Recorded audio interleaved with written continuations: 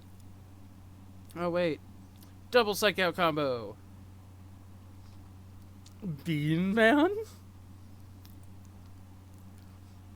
You are now the wayward vagabond.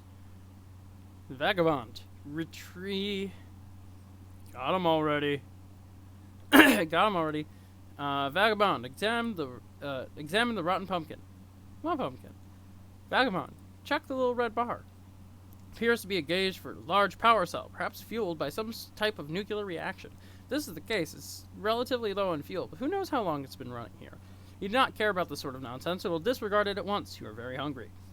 Capologues, the gravy. Capologues? You have no idea what that means. It's total nonsense, and you don't know what to make of it. You'll not give the foolish notion a second thought. Pick up the gravy. Just pick it up. You just pick it up. You're now holding the can of gravy. Gasp. Vagabond, use sharp teeth to poke a hole in the lid of the can. Nibble, nibble. Your teeth are useless for the task. They're blunt like that of livestock, presumably suitable for mashing up plant matter, and not for puncturing metal. Vagabond, attempt to open can with your weak, pathetic digits. Dook, dook, dook, dook. Your weak, pathetic digits are not strong enough to penetrate the can. Fingers certainly pointy enough, and your back carapace is suitably rigid, but you just don't have enough muscle for the task. Vagabond, take the can labeled beans. Okay, you take that too. Examine the custard. The can clearly reads mustard, a fact that you're perfectly well aware. It is some sort of comes from holding all these cans at once. You doubt you could hold many more than this, maybe one or two. You'll need to find something to put stuff in if you want to carry a lot of things around. Examine marking on wrist. Drop all the cans and take a look at your wrist.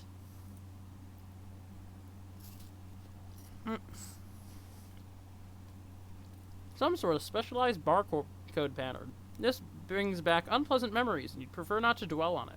Vagabond, examine the small potted plant. What plant? Vagabond, check book on human etiquette. Appears half the pages have been eaten. Daunting volume is considerably lighter than what it once was. You're somewhat skeptical about the nutritional value contained by these pages. However, of the practical wisdom they contain, there's little doubt. You've learned so much. Vagabond, clear out all the cans inside the purple machine. You empty the peculiar cabinet. Take a quick inventory of your canned goods. You have beans, mustard, gravy, bread, shrimp, asparagus, cheese, rice, corn, peas, flour, chestnuts, mayo, ham, potatoes, and squash. Such bountiful plenty, and yet the delights taunt you from within their small metal prisons. God damn it, I just got quacked again. Vagabond, search room for can opener. You've already looked all over the place for a can opener, even making a few electronic inquiries about one, to no avail. Nothing else inside the purple thing either. Vagabond, locate a nearby sharp object. You wield your trusty knife. It is actually you're not actually sure what it's called. It's an old rusted one of those red mailbox arm swing flappy doodads, either for letting you know there's mail in the box, or maybe for alerting the mailman outgoing mail to be collected. You don't know, really. You've wrapped a little piece of cloth around it for the grip. It's useless for opening cans. V. Be the imp. This means nothing to you. You are not an imp. You have no idea what an imp is, and you will not entertain such frivolous and childish ideas ever again. Feel stupid and hate yourself a little for even considering it. Vagabond, become the mayor of Cantown. As the glorious founder and mayor of Cantown, we erect a dignified and majestic city hall out of cans, fittingly capped off with a tome of good manners for the roof. You've given yourself a very official, important-looking mayoral sash made out of old cables to complete your look of authority. A number of rather civic-minded citizen cans gather in front of the building to offer adulation to the fair and magnanimous leader. All is well. Hell yeah. You immerse yourself in such beautiful dreams you whittle away the minutes, or perhaps hours. You love the idea of being mayor. You love everything about mayors. The concept of an orderly civil democracy. It seems so mannerly and reasonable to you. Everyone is friendly and happy, and the city runs like clockwork. The foundation of the government is based on mutual respect between the leader and its people. It's also built on having a really great mayor that everyone loves, who is totally amazing, heroic, and brave. Hell yeah. Corn. That's important. Mayors are such better than kings. You hate kings, and you think kings are really stupid. They're pretty bossy tyrants that are really full of themselves. They're basically awful in every way. God, do you hate kings. Vagabonds, explore west of Cantown. Other side of the room, there are another one of those purple storage boxes. Some useless objects scattered on the ground. Things like a fly in amber, a bunch of chalk, some gasoline, and like straight up uranium. Vagabond, use the glowing green rock to open the cans. You pick up the nugget of uranium and That was so stupid. Why would you do that? Vagabond, examine the box of crayons. It's chalk, numbnuts. Out of the box are 12 pieces of chalk and every color of the 10 pieces of chalk. Most colors of the rainbow. You are excited by this. Vagabond, try to open the storage box. It's locked. There must be some sort of release mechanism for this thing. Vagabond, examine contents of yellow container. Container is full of motor oil. Does not seem useful to you right now. Vagabond, rescue the poor lightning bug. There's nothing you can do for your new little friend. Attempting to crush the amber encasing firefly would likely cause it harm. Nevertheless, bravely flashes on. You find its light alluring, inspiring. To you, it seems it could easily serve as the light of democracy. Hell yeah. Vagabond, use the chalk to draw some roads. You sketch a handsome network of sprawling thoroughfares for your citizens to traverse. The adoring population applauds its mayor's keen instincts for city planning. Even add some lush vegetation to your city with a piece of blue chalk, because you can't seem to find a more suitable color for some reason. Maybe because you ate it. Vagabond, lay a chalk foundation for Candown's civic growth. You develop westward, settling those fertile plains and claiming them for your city. Section off a normal of residential and commercial zones for civic growth. Arrange in the only logical pattern that occurs to you. A chessboard. Color of the residential zones was your piece of white chalk, but for some reason none of the colors in the box strike you as suitable for the commercial zones. Perhaps there's an alternative. Vagabond, use your own pee for the commercial zones. You cannot urinate because you've not had anything to drink in quite some time. You are quite thirsty. Also, that'd be a really terrible idea, and not consider fouling your wonderful city in the way for even a moment. Use the motor oil to designate commercial zones. Hell yeah. You fill each empty square with a bit of motor oil to complete the zoning. It looks so striking to you. You can hardly imagine what upcoming young can, trying to make its way in the world, would not be delighted to live in your fair district. You're very careful not to get any of the unpleasant fluid on your person. Yeah. Vagabond, peel label of can from Mayo and affix to sash. Mayor. Vagabond, survey surroundings and search for more terrain for city. Seems you've run out of territory for the restaurant expansive. There's still a lot of empty wall space. Perhaps your citizens would be happier with a colorful backdrop that would make them feel more at home. Hell yeah. Using most of your imagination, an entire piece of sky blue chalk, you render a bright and cheerful sky full of clouds. You've decided that very closely orbiting your city is a luminous planet, about which orbits a single moon. You switch another shade of blue and you continue wandering on the western wall.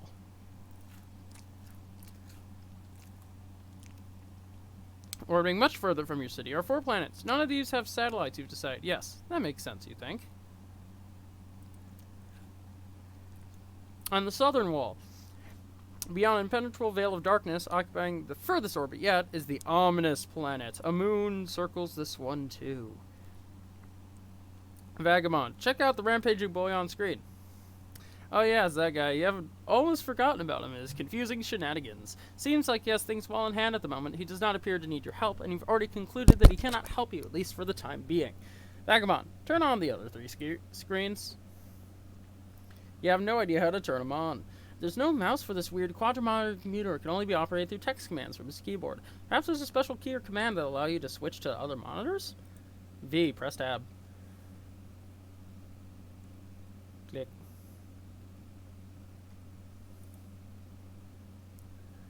Oh.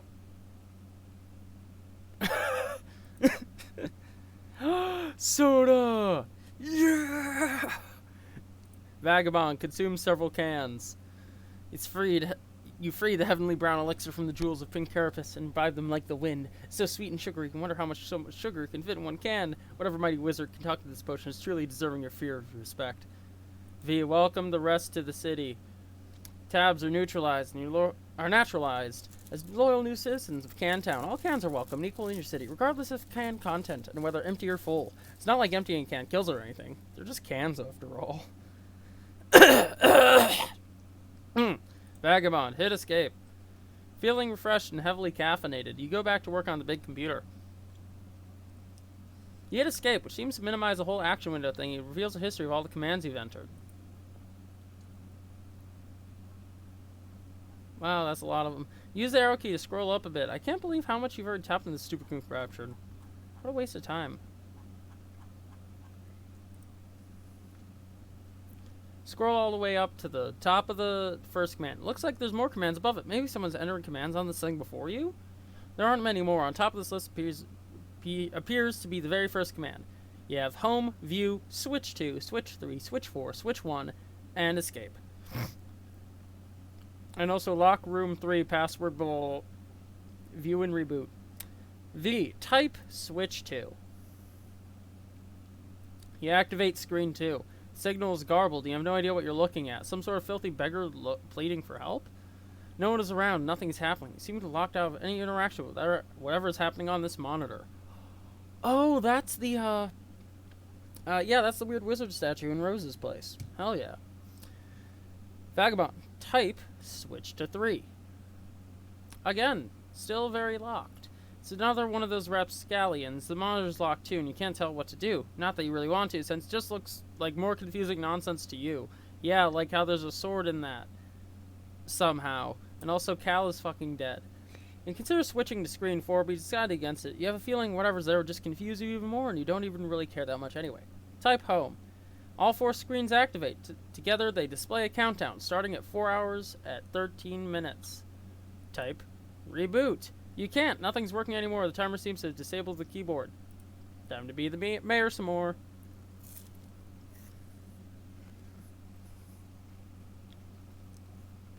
Enough of this nonsense. You're an important mayor, and this absurd contraption has wasted enough of your time. You've got a city to govern with a carapace fist, which is, say, firm yet polished and supple as the situation demands. Anyway, this will help you kill some time while you wait for that clock to count down. Vagabond complaint. Create employment and opportunities for citizen cans. And temporarily dismantle City Hall to free up all the can power available to make a vigilant town militia. You divide them into 2 groups, marking them with distinct teams and ranks using the pieces of white chalk and motor oil. Then organize them in phalanx across the countryside, preparing for a stiff training regimen. When you're through with them, your forces will be a well-oiled machine. Chalk up another one to bold leadership. Vagabond, lead your men to victory. You waste more than 4 hours on this tomfoolery.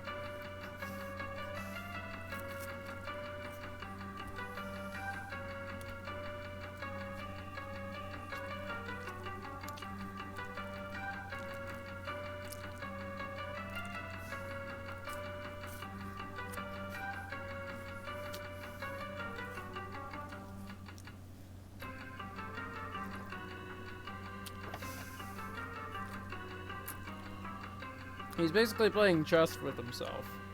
Checkmate! No. Mourn the loss of Citizen Tab. Your caffeinated jittering must have agitated all the little bubbles curiously hidden inside the liquid. Creating too much pressure in the can, you speculate this is why it explodes as you nervously eye the timer. Starting to wonder what'll happen once it reaches 0. Maybe it's best not to be near it when that happens? Minutes in the future. Though perhaps not as few as implied by circumstance. A peregrine mendicant trundles precarious cargo beneath the gleam of celestial whatever. Here you go. There's a star. You have empty cans. Vagabond, go outside and get some sun. You say a bittersweet goodbye to your beloved city. It's time to move on to greener pastures. By which, of course, you mean the arid, sandy wasteland, but nothing green has grown in years. Door shuts behind you. Panel on the door becomes illuminated. You ponder over the marks on the panel. You hear another mechanical sound overhead. Clang. Oh no! LCD panels appears to have a touchscreen interface. V. Curiously prod the funny-looking spirograph. It appears the funny-looking spirograph room is locked. Floor rotates a full 360 beneath you, while surrounding wall seems to stay put. V. Vagabond, select a triangle fractally thing. It does not appear to be locked. Floor turns 120 degrees, and the door opens. Go through the door to find another room. It's the same size as the other one you just wasted all that time in, while the clock was ticking down to something may or may not be your doom. Maybe there's something here that'll help you escape. Against the wall, there's another perplexing contraption. This. Against the opposite wall is some sort of control panel, which catches your eye. It has 2 large screens. Only one appears to be active. There are fields of numbers which appear to be modifiable with the dials to the right. Some numbers are already supplied by default, perhaps entered by the previous user. There are a few buttons below, and the largest one bearing the symbol marking this room. Also, seems that there's a meter stick propped there for some reason. V. Attach your trusty knife to the meter stick. You immediately form a measuring spear. Though possibly the most advanced form of alchemy employed thus far, this is obviously the most important thing to do first. Obviously. Or it would be obvious to be the most important thing to do if you'd remember to bring your trusty knife. You feel so insecure without your trusty knife. Makes you want to slit your wrist, or at least flog your carapace with some sort of measuring apparatus. Vagabond, look at the other wall. You examine the perplexing contraption across the room. Of course, you have no idea what it can possibly do. You adopt the only obvious course of action to poke and prod it with your handy ruler. You're quite sure this is what science is all about. Press the triangle pattern, Vagabond. You go back to control player, which obviously controls that gizmo, and you push the big blue button, which obviously probably the most obvious thing to push. You'll purify a pumpkin. Vagabond, examine the pumpkin. Seems this mysterious gourd is transported, purified, from a specific time and location somewhere on this planet you are on. You run up to the machine, our purifier will take any object that exists at whatever time and location you supply. There is a symbol carved on the pumpkin. You don't know what it means, and you doubt this will ever prove to be relevant in any way. V. Devour the pumpkin. You consider dying on the ripe flesh of the plump vegetable, but your curiosity about the purifier gets the better of you. Try sneaking nibble from the pumpkin nevertheless. V. Inspect the green buttons. You first examine the attractive green buttons. Icon for the one on the left is the house shape that you've seen plenty of times before. The white one in closer respect sees a map for this underground facility with an X marking its center. Press the green button on the right. You push the button. All the numbers change. Perhaps these are coordinates for the location in the center of this facility along with the local date and time? If this is the case, it would be a very useful reference point for your current bearings. Vagabond, fiddle with the dials. One way to find out would be to attempt to purify something from this facility. It should be easy to zero on a location relative to the center because you have an uncanny knack for tracking precise distances you've already traversed in whatever units you choose. Your handy ruler gives you a good clue as the basic unit of human measurement. You'll go with that. Purify your trusty knife. You nudge the coordinates very slightly and bump up the elevation by 0.5 human measurement units. You make sure to keep the time approximately what it was to begin with. You purify your trusty knife. Purify can town. Nudge about a bit more and purify a bunch of cans. This is so much more efficient than walking back to the other room to get them. You are to believe that time is a premium after all. Purify the pumpkin. Does this machine look like a purifier to you? Honestly, the idea that a purifier can both purify and depurify things is so laughably ridiculous. You wish someone would disapurify your brain and repurify it with a brain that is more smart and less dumb. I love how people freaking out emotionally just results in weird, smaller versions of them just doing that. Vagabond. Use trusty knife to carve spook schema into pumpkin.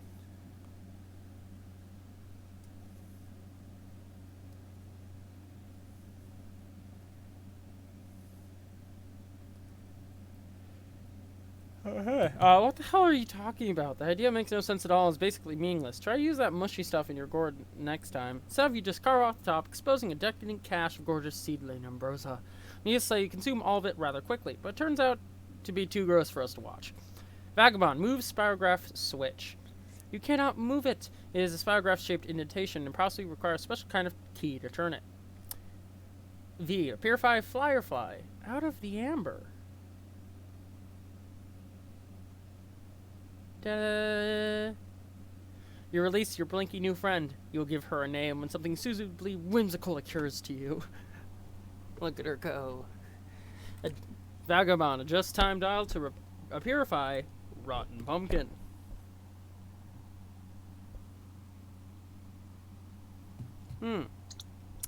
The past. You and your Serenity consider new ways to waste more time with the purifier. Assuming she is a girl Firefly, even though you're not really sure about Fireflies can even be girls. You target the extremely tasty rotten pumpkin that was sitting in the other room hours ago. It seems the purifier cannot purify something if it will create a time paradox. A gelatinous ghost pumpkin purifies and quickly dissolves in a pile of unappetizing sludge. Vagabond, purify the grate over the entrance of the facility. Serenity blinks a message of urgency. You nearly forgot that while trapped in the amber, she has witnessed all your tomfoolery and dilly-dallying in the other room, and knows the timer is about to expire. It's time to get the show on the road and escape. You reset the coordinates with the right green button again. This time only adjust the elevation by by approximately 10 human measurement units. There it is. Smart. The vagabond hastened to the exit, post-haste. Get all the cans in. Go. Hurry up.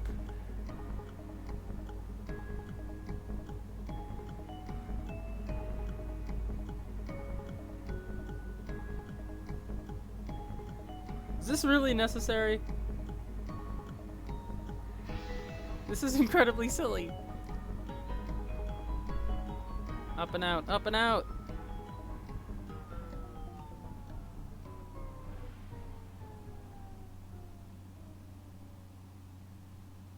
Oh wait, psych?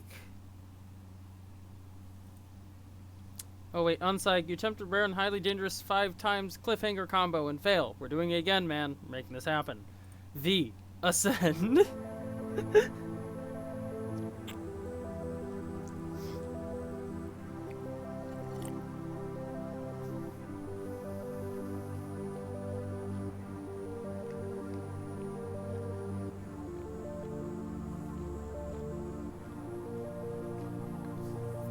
So you were in the Homestuck building, apparently. Oh, fuck. Guess you ain't leaving.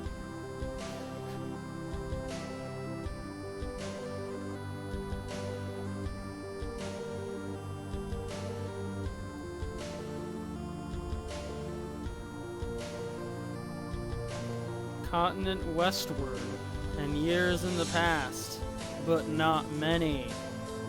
Oh, meteor hit, and eventually a fuck ton of time passed on Earth. And eventually, a weird tree grew. And that thing from before is the vagabond. Notion westward, and years in the past, but not many. Oh, maybe many. Meteor, hit lava, lava cooled, built up by some weird frog civilization. Waterified, abandoned frog civilization. Okay. Became that weird island. There's Rose in the past. Trying not to die. There's Rose's mother. Opening up the secret passage. There's his dad, who knows how to get out of secret locks just fine. Cake and savior. Yeah, I'd be fucking terrified of his dad. Then there's Dave on top of the roof. And his brother on top of the roof. And they're both very ready to Ninja Blade, I think, meteors. And now, many years in the future, the vagabond goes and, yeah, he lands by the weird frog temple. This makes complete sense.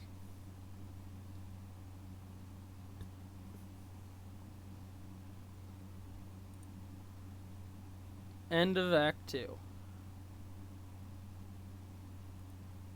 Dear John.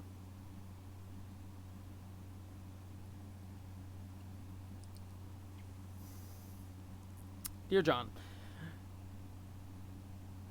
you are no doubt reading this as a handsome and strapping young man. Why the man grit need lift the book is itself a sign of your maturity, not even speak of the wisdom need to grasp the nuisance of Sassacre's time-tested mischief. I'm so proud of you, grandson. How I wish I could have delivered this heirloom to you in the flesh, but I'm afraid it won't be in the cards, for you see, John, like you, this book must yet take a journey. Its journey will end on the final day of my life.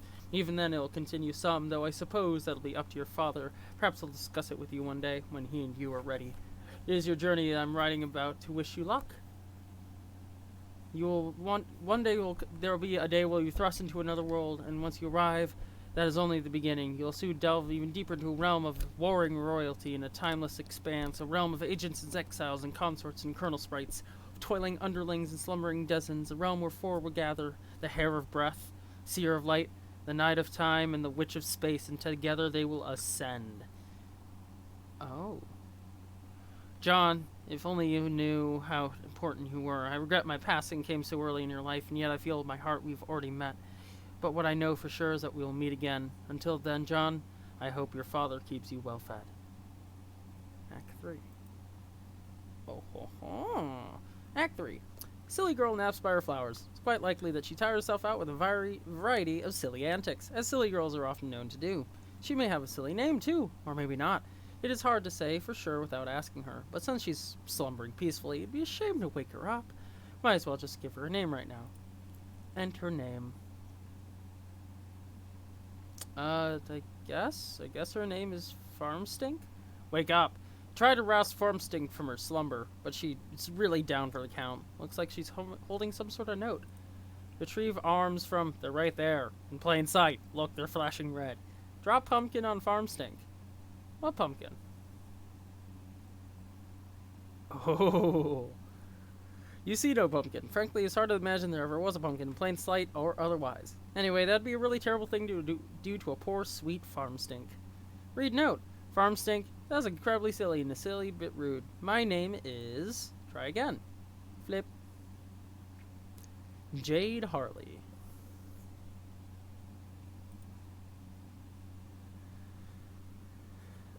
Morning, Jade. Examine room.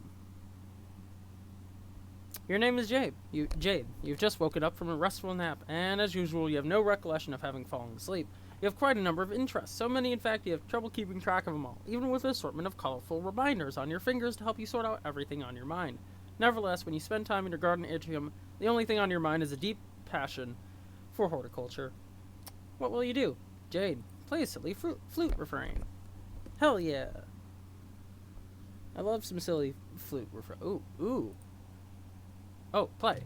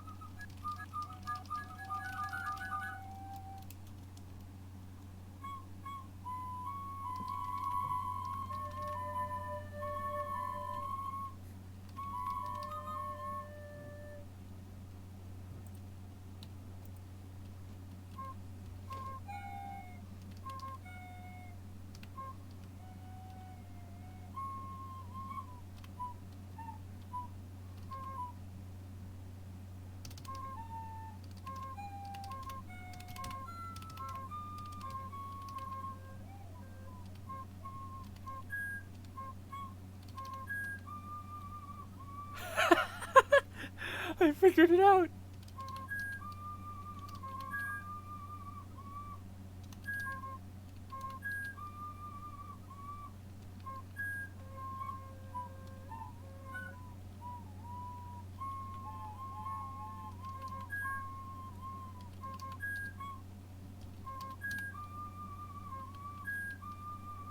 I figured out how to play the first 3 notes of Megalovania on this.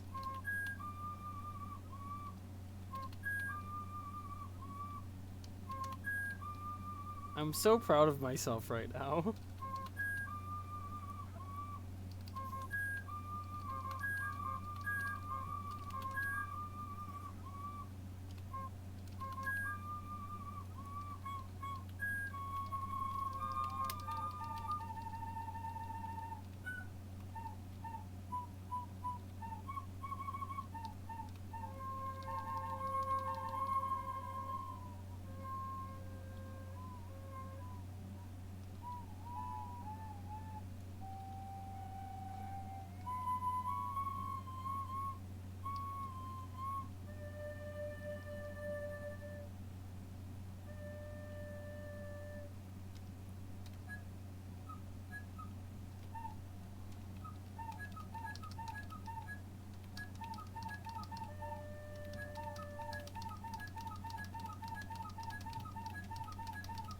Now this is content.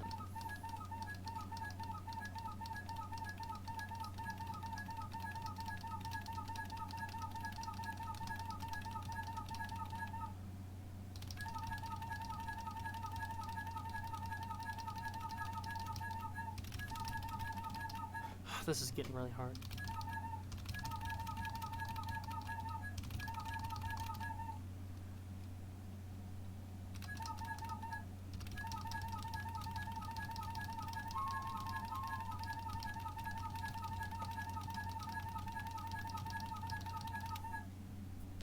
Oh, my hands are gonna cramp.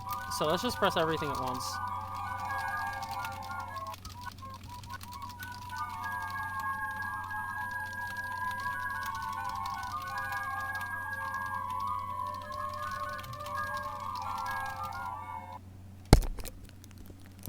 And now we're asleep.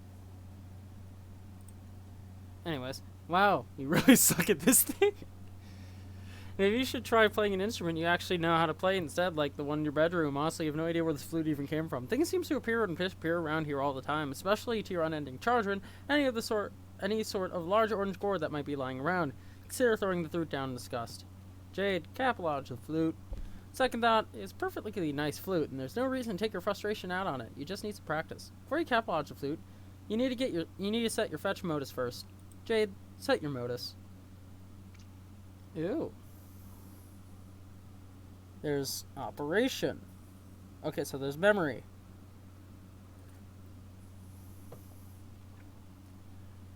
There's memory, there's operation, there's guess who, there's a Ouija board, battleship, Jenga, Connect 4, Clue, Yahtzee, Monopoly, Pictionary, and Boggle. You have a wide variety of fetch mode to choose from. They're really excited when your grandpa got you this modus set for Christmas. He's a total badass, even if he's a little strict.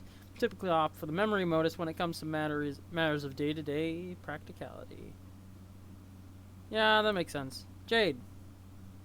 Memory. You set your modus to memory and camouflage the flute. You allot 9 cards to the modus from your deck. Since that will be more than enough for your needs at the moment, Modus grabs 9 more cards for matching purposes. The flute is split up on 2 blank cards, mixed randomly into the grid. To retrieve the item, you must pick 1 card, then pick its magic card. Typical Silodector, this modus presents a frustrating guessing game, a lot of wasted time on mismatching. But you like it, because you seem to have a knack for always guessing right on the first try. Yay. Jade, squeal like a piglet and fertilize some plants. This is an awfully silly idea and is basically a waste of everyone's time. You will predictably disregard the thought and focus on more sensible objectives at once.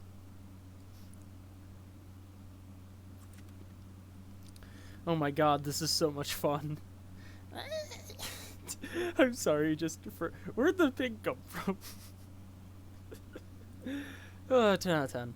Anyway, catalogs the bag of fertilizer. Jade, consult colorful reminders. You tend to have a lot of things on your mind at once, and you can be a little forgetful, so you keep a variety of colored strings on your fingers as reminders. Each one means there's something different to remember at a certain time. In fact, looking at your index finger reminds you that there's something important to remember now. It is your friend John's birthday. The green string reminds you that John's birthday package will arrive today. The blue string also reminds you John's birthday package will arrive today, although in a way that means something slightly different.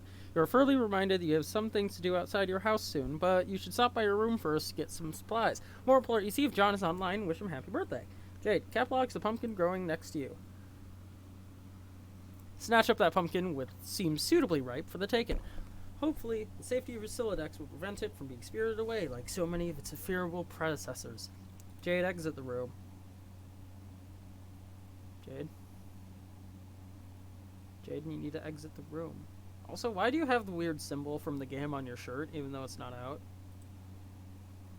Make your way to the middle of the garden atrium, where a stairwell joins the 4 atrium wings. Upstairs is your grandfather's laboratory as well as your bedroom. Jade, catalog something. Your memory modus is hardly any fun without much stuff in it, so you decide to stock up on fresh fruitus to fill up some more cards. You pick a juicy red crab apple. It looks really happy. Doesn't look crabby at all. You pick a nice looking key lime. Aw, you look so friendly. You pick up a delicious mandarin orange. Those are your favorite. Aw, he's so friendly. I love him. Finally, a ripe yellow eureka lemon. Oh, look at him. Wow, they're all so happy. Look at him. Modus fun aside, you feel it's impossible to have too many fresh fruits and vegetables on hand. Jade, go upstairs to your bedroom. You almost never use the stair. What the fuck? Jade, did your grandpa make this game? You transportalize upstairs just above your room. Jade, Ascend. You enter your bedroom. On the side of the room, you're immediately confronted with numerous artifacts highlighting your various interests. Oh god. Oh god. You are an avid follower of cartoon shows of considerable nostalgic appeal. You have a profound zeal for marvelous and fantastical fauna of an anthropological persuasion. You have an uncanny knack for nuclear physics. Also, I just heard something. I heard the thing that says that someone followed me. Hi there, Kerma. Thank you for following me. And yeah, I'm still. I got a soundboard. Some of them are free. Check them out. Also, welcome to Homestuck. Also, we're at 909 views, so that's neat. You have an uncanny knack for nuclear physics, and not infrequently can be found dabbling in rather advanced gadgetry. You enjoy sporadic fits of narcolepsy. Your love of gardening transcends the glass-kind finds of your atrium. God damn it, I got gnomed again. And you are at times prone to patterns of precognitive prognostation. You consider very briefly the question, what will you do? But you quickly realize there's only one half of your room, and therefore hosts only half of your interests you chose from. Jade, explore the other half of your room. Jeez. Over here, there are yet more articles of your aforementioned interests, and then some. Additional telltale signs of your enthusiasm for nostalgic television mingle with your assortment of game-hunting firearms. You are a skilled markswoman, though your crosshairs would never set eyes on an innocent creature, anthropomorphically persuaded or otherwise. Your work table is littered with equipment to facilitate your tinkering. For you, experimentation is not a particularly exact science, and you lean heavily on sharp intuition for consistently and eerily optimal results. Nevertheless, you still have not been able to get that broad, flat gizmo there to work, which is a design you've borrowed from one of your grandpa's more mysterious inventions.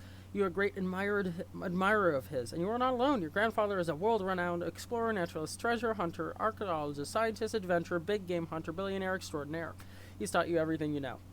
But in spite of all his lessons, it's still difficult to escape his stern lectures when you're on your way out of the house to run your errands. He spends most of his time in the grand foyer, stewing in his own intensity and charisma.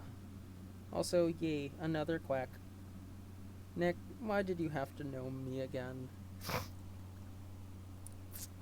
Today will likely be no exception. Among the errands you have planned is to venture out to find your pet and best friend named Biziquare.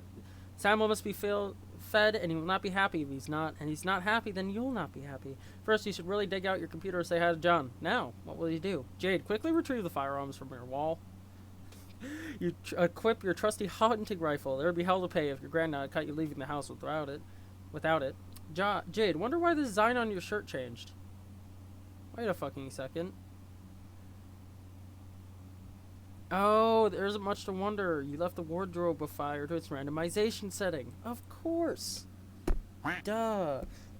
You have enough for two more. Enough for... God, yeah. I got quacked again. That's fair. You may contemplate which shirt design you favor the most and commit that to that setting in the near future. Jade, catalog your nearest Squiddles doll and hug it. Before you grab one, powerful electromagnets concealed in their underbellies become activated, and two of them get all tangled up with each other playfully. Tangle buddies. I got quacked again. The stream on your end is just not happening. Oh, rip. That's a rip. You cataloged the Tangle Buddies. Jade, lose interest in fauna and never speak of it again. Oh, but you can never do that. Is Jade a furry? What marvelous creatures they are. What daring to dream to combine the false quality of humanity with the elegance and nobility of animal kingdom. How you wish you could know their world, to hear one night those muted paw pads triumphs up your stairs. A low but friendly growl unsettles your slumber, and as the super seeps from your eyes, they detect a sharp pair of ears cutting moonlight. Mysterious woven tongue invites, wouldn't those ears suit you? Would this not proud long snout assist you in the hunt?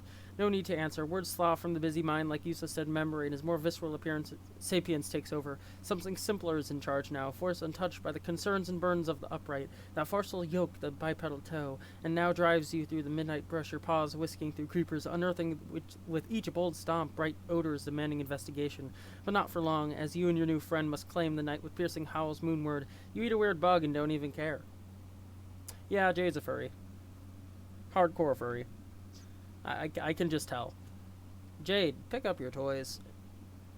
Speaking of which, you pick up and admire one of your Manthro chaps. They're wonderful friends and are always cheerful and pleasant fellows. Why, dear Mr. Coxcomb, how will you ever be received at the barnyard gala without trappings of proper gentlemen? Each Manthro chap comes with a number of accessories, including articles of formal attire, a vaccination kit, and dishwasher-safe slop trough.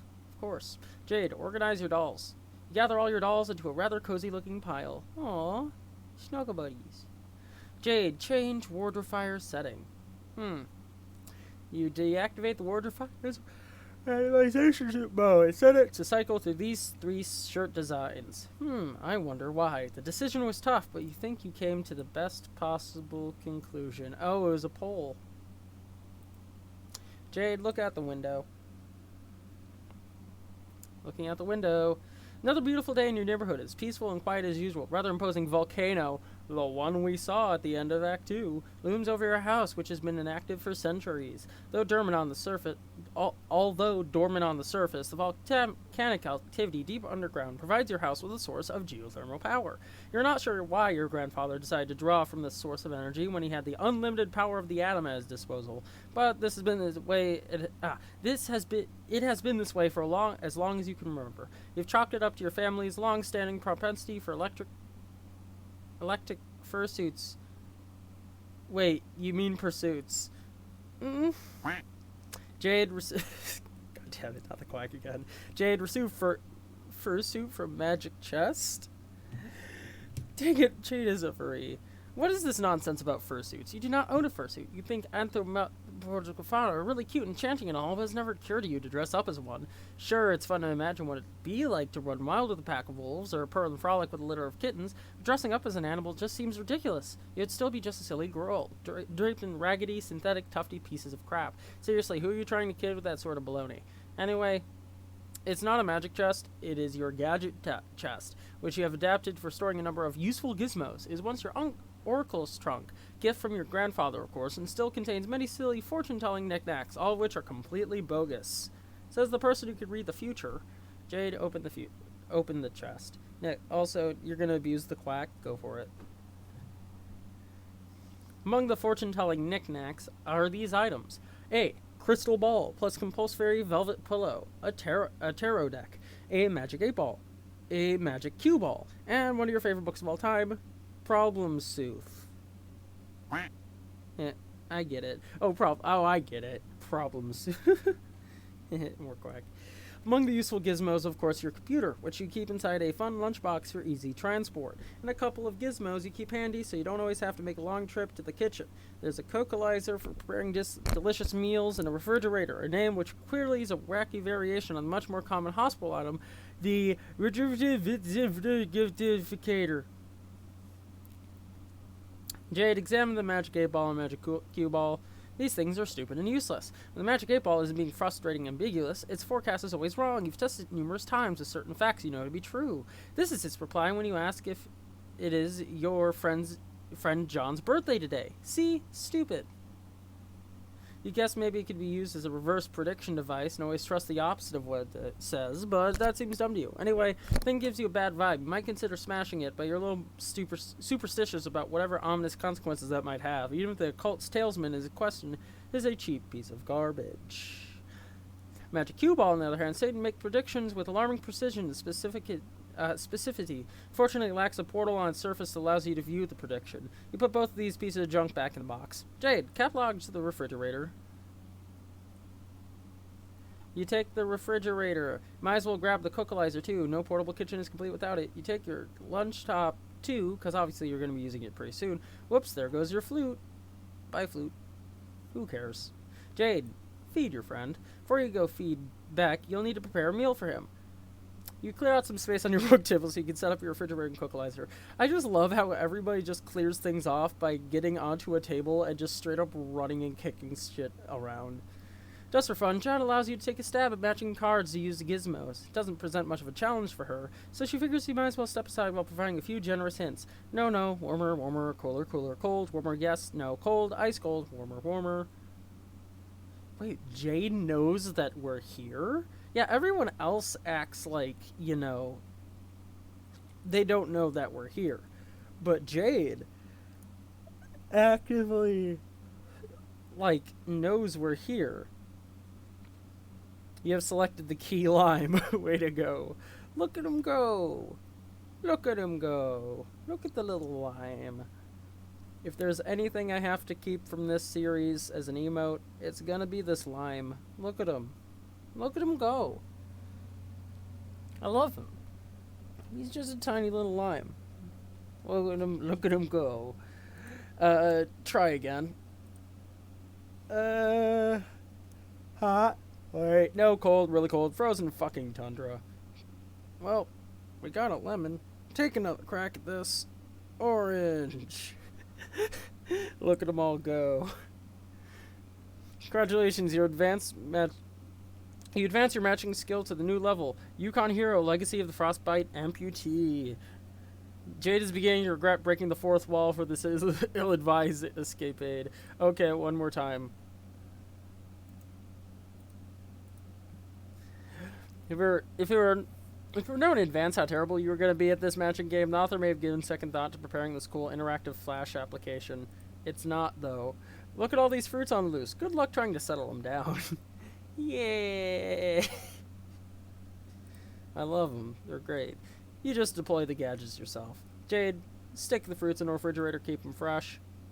These fruits are unlikely to become less impudent anytime soon, regardless of when they're stored, but you stick them in anyway. Goodbye. You look at the refrigerator's rotator interface. You wonder what he's in the mood for today. Jade, press the steak button. Well, okay, it's a rotary dial, so there's no buttons to press, but whatever, that doesn't really matter. You dial up a thick T-bone steak, which you're sure Quirrell is in the mood for because he's in the mood for steak every day and never in the mood for anything else. But he does like his steak well cooked. Jade, lightly irradiate the steak. He does prefer steak rare after all, but you need not dignify the thought of turning the knob much further because you are not stupid. You catalog their irradiated steak and save it for your trip outside. You probably shouldn't waste much more time. You want all those nice depleted steak isotopes to settle down. Jade, examine the atomic base by your bed. You wouldn't exactly call it an atomic base, but it's heavily customized to accommodate a high level of music virtuosity. Perfect instrument for electrically spirited. You've tuned the strings way down, of course, because your stumpy arms can't reach the low notes. You switch your electric bass to its advanced setting, but you promptly switch it back. Obviously, it is too complicated to play it in person like this. Casual setting is your preferred mode for casual jamming, and since you can't possibly waste enough time playing music, casually jam is exactly what you're gonna do. Jade, play a hauntingly relaxing bass line.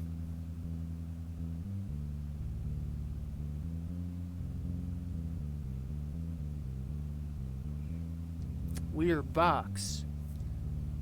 Pumpkins mysteriously growing really big. Another pumpkin was ified.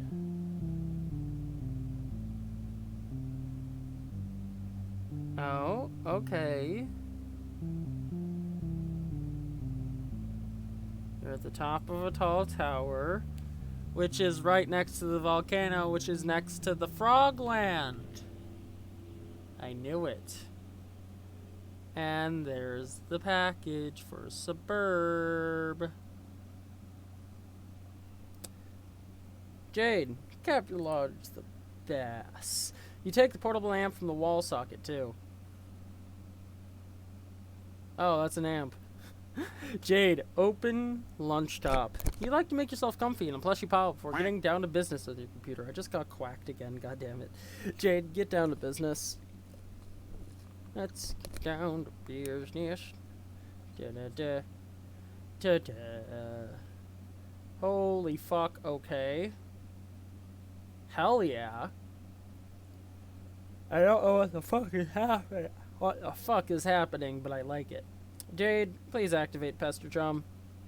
Hey, look, John's online. Hooray! It also looks like Dave pestered you about something yesterday, but you missed it. Jade, Pester Drum. You greet John, but he does not respond. He's undoubtedly gallivanting around his house in a state of barely restrained birthday mirth. He also may be retrieving the 2 packages and 2 envelopes, which you're certain came in the mail for him earlier. You'll wait a little while and see if he returns before you head out. Jade, see if Dave left you a new cool rap or whatever. Hey, oh, are you asleep again? You're asleep again, aren't you? Or do you even know if you are? I still don't know how that works. It does not appear so, but you just never know with that crazy and cool guy. So cool. Show pester log. Hey, you're asleep again, aren't you? And or do you even know if you are? I still don't know how that works. It's like nothing means anything. It's so cool getting hella chumped by your car's damn reels all the time. I don't know why I believe anything you say. I'm like Grand Marshal of gross chumpage, raving around my chump ductor baton. I'm not saying that word. Wahoo. Assistant Director of Chumpography, celebrated author Ernest Chumpingway. Wait, Chumpelstilstein. Chumpel dipshit? Yeah, you're asleep, yes or no? ASL? S species baboon? Kangaroo rat? If kangaroo you've twice, please? Well, you're not saying anything, so I guess you're either not awake or unasleep or whatever. You're just not around. I'm wasting good material. Even worse, I'm wasting killer fursona here? Like, I don't even like a wide-open V-shirt I turn fuck ton of berry pit, like some snooty back-arching Circus Soleil-looking motherfucker. Always on the ground getting a new problem on, like I dropped my keys in the dark, nimbus son of bitches. Oops. I'm just joking. Jade, hey, where are you, sis? I'm sitting tonight with a fucking bag of crippled jacked up in my lap. I forgot to bear, and my name is... what the hell? Is Dave also a furry? So yeah, you don't have to respond to any of that, by the way. I'll probably forget half the shit I said anyway. Talk to you tomorrow. Jade, open Fresh Jam so I can forget the fact that Dave is also a furry. You open the Fresh Jam's media player and add Dave's remix to the playlist.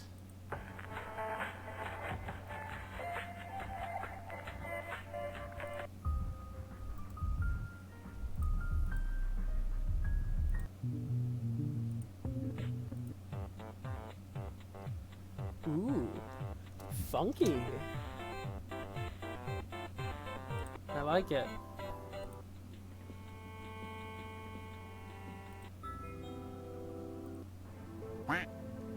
I got quacked again. Anyway, Jade, open and chat on go to mspinadventures.com. Val go vacantly at these shenanigans. Begins to dawn on you that everything you just did may have been a colossal waste of time. And intermission. You open your web browser and visit MS Paint Adventures. You navigate to a random page in the middle of the latest epic. You look like he's just finishing up some sort of weird tangential intermission here. Whatever it was, it's clearly advanced plot, no relevant way up submission.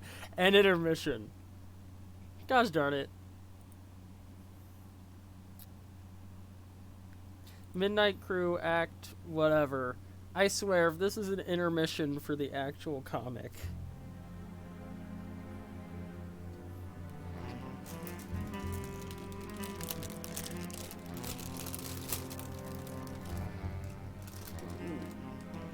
Look. God damn it.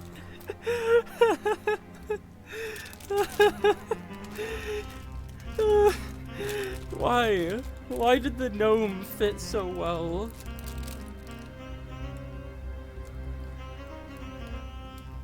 Midnight Crew, Midnight Crew, Midnight Crew, Casino.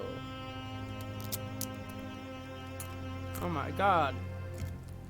The felt. Beat him up. Shoot him. Hit him with a stick. Viciously play piano. Well, they're there. Hell yeah. It's them. Oh, FYI, once I'm done with Homestuck, I'm so going back and I'm going to be reading, what's it called? Problem Sleuth. I love Problem Sleuth. I've read Problem Sleuth like 3 times through. Love it.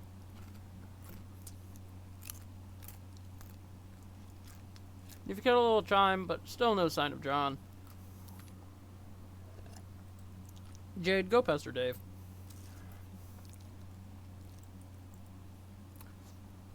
Hi, Dave. Hi, hey, sup? Not much up with you, bro. Good one. Okay, it's right. Being chill, I guess. You know how it goes. Great. Feeling cool today, Mr. Cool Guy? Oh man, you know it. So cool. You know shit is ice cold up in here. Shit's wicked bananas, I'm telling you. Yeah, so have you talked to John today? Oh, wait.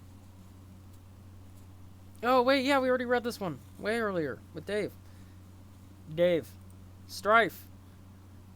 While on top of the roof. Oh no, all your attacks just got slapped in half. Oh, fuck.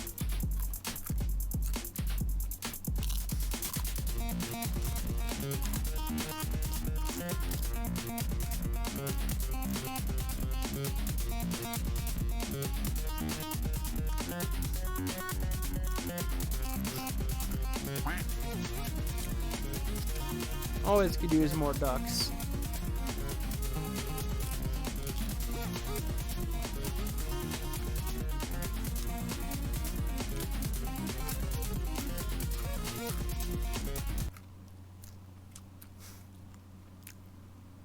Anyway, Jade, pester Rose, because Rose is online.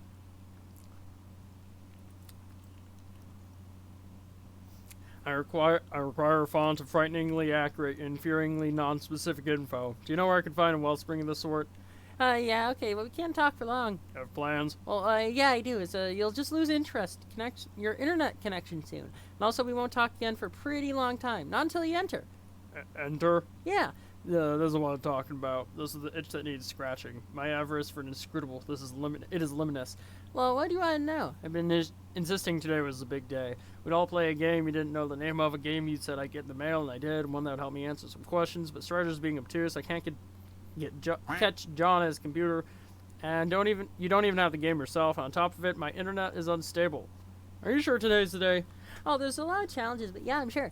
Dave is cool. He'll know what'll come around when the time is right. But he just has a lot of work to do first. And so do you. You'll need to keep searching for stable signal and power source. It'll be hard, but don't give up. Don't worry about me either. Focus on playing with John first. It all starts with you, too. Also, I got quacked again. Thanks.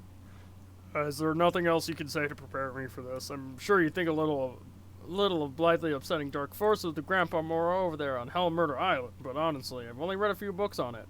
Dark? That's ridiculous. I don't really know what to tell you other than it's not going to be what you think it is.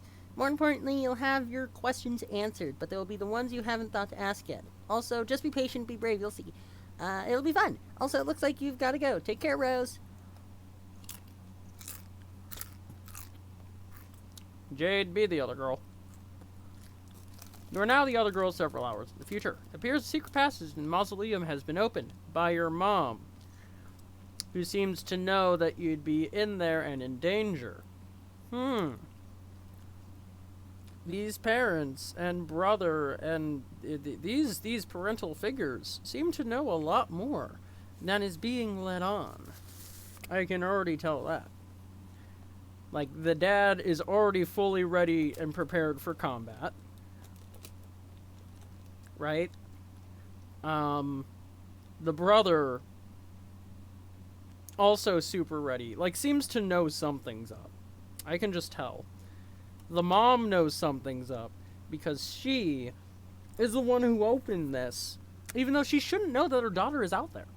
Like, there's no way for her to know her daughter is out there or in danger. And then the grandpa definitely knows something.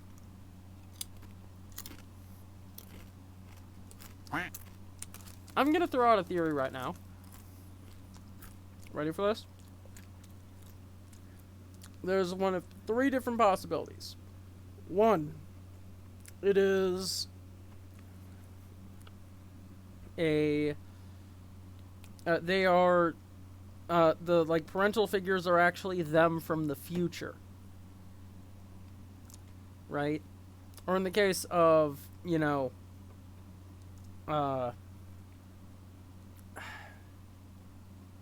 yeah, in the case of, like, you know, John, maybe his grandpa was, not his father. And, yeah, and also isn't Rose adopted? I don't remember off the top of my head.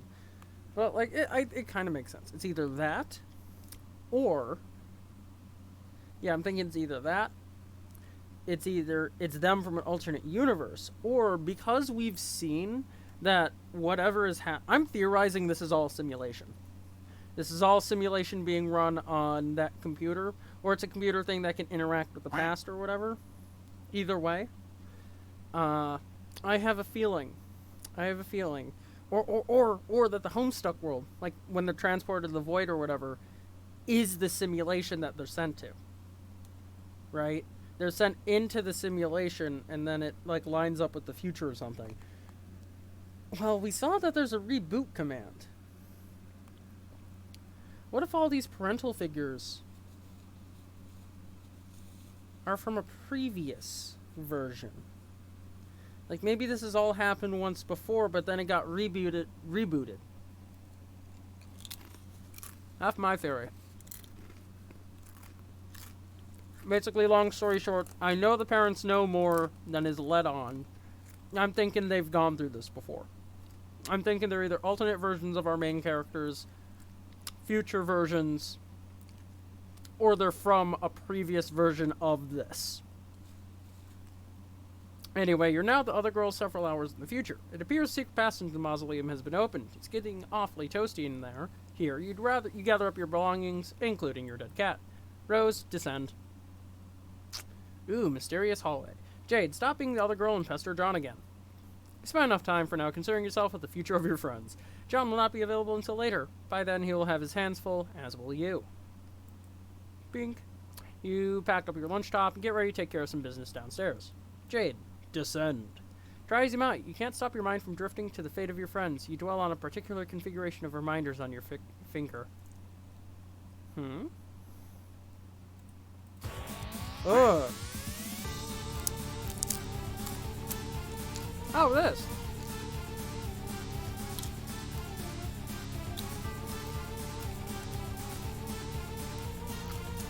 Go, John, go. The power of 1,000 boings. Oh. Oh, fuck. John's getting his ass kicked. Jesus.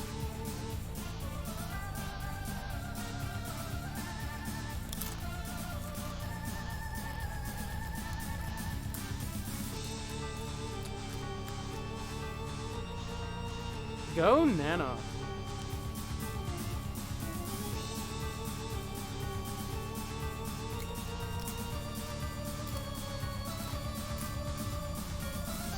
Oh, this just loops. Also in the future. But years, not hours. Under bare white branches, a century awakens. In this, which is actually from before. It's not the new one. Person comes with a bunch of mailboxes. They're like, oh, hey, mailboxes. Munch, munch, munch. Hey, how dare you? Pull out sword. Also, another quack. Okay. Okay, so there's a bunch of stuff.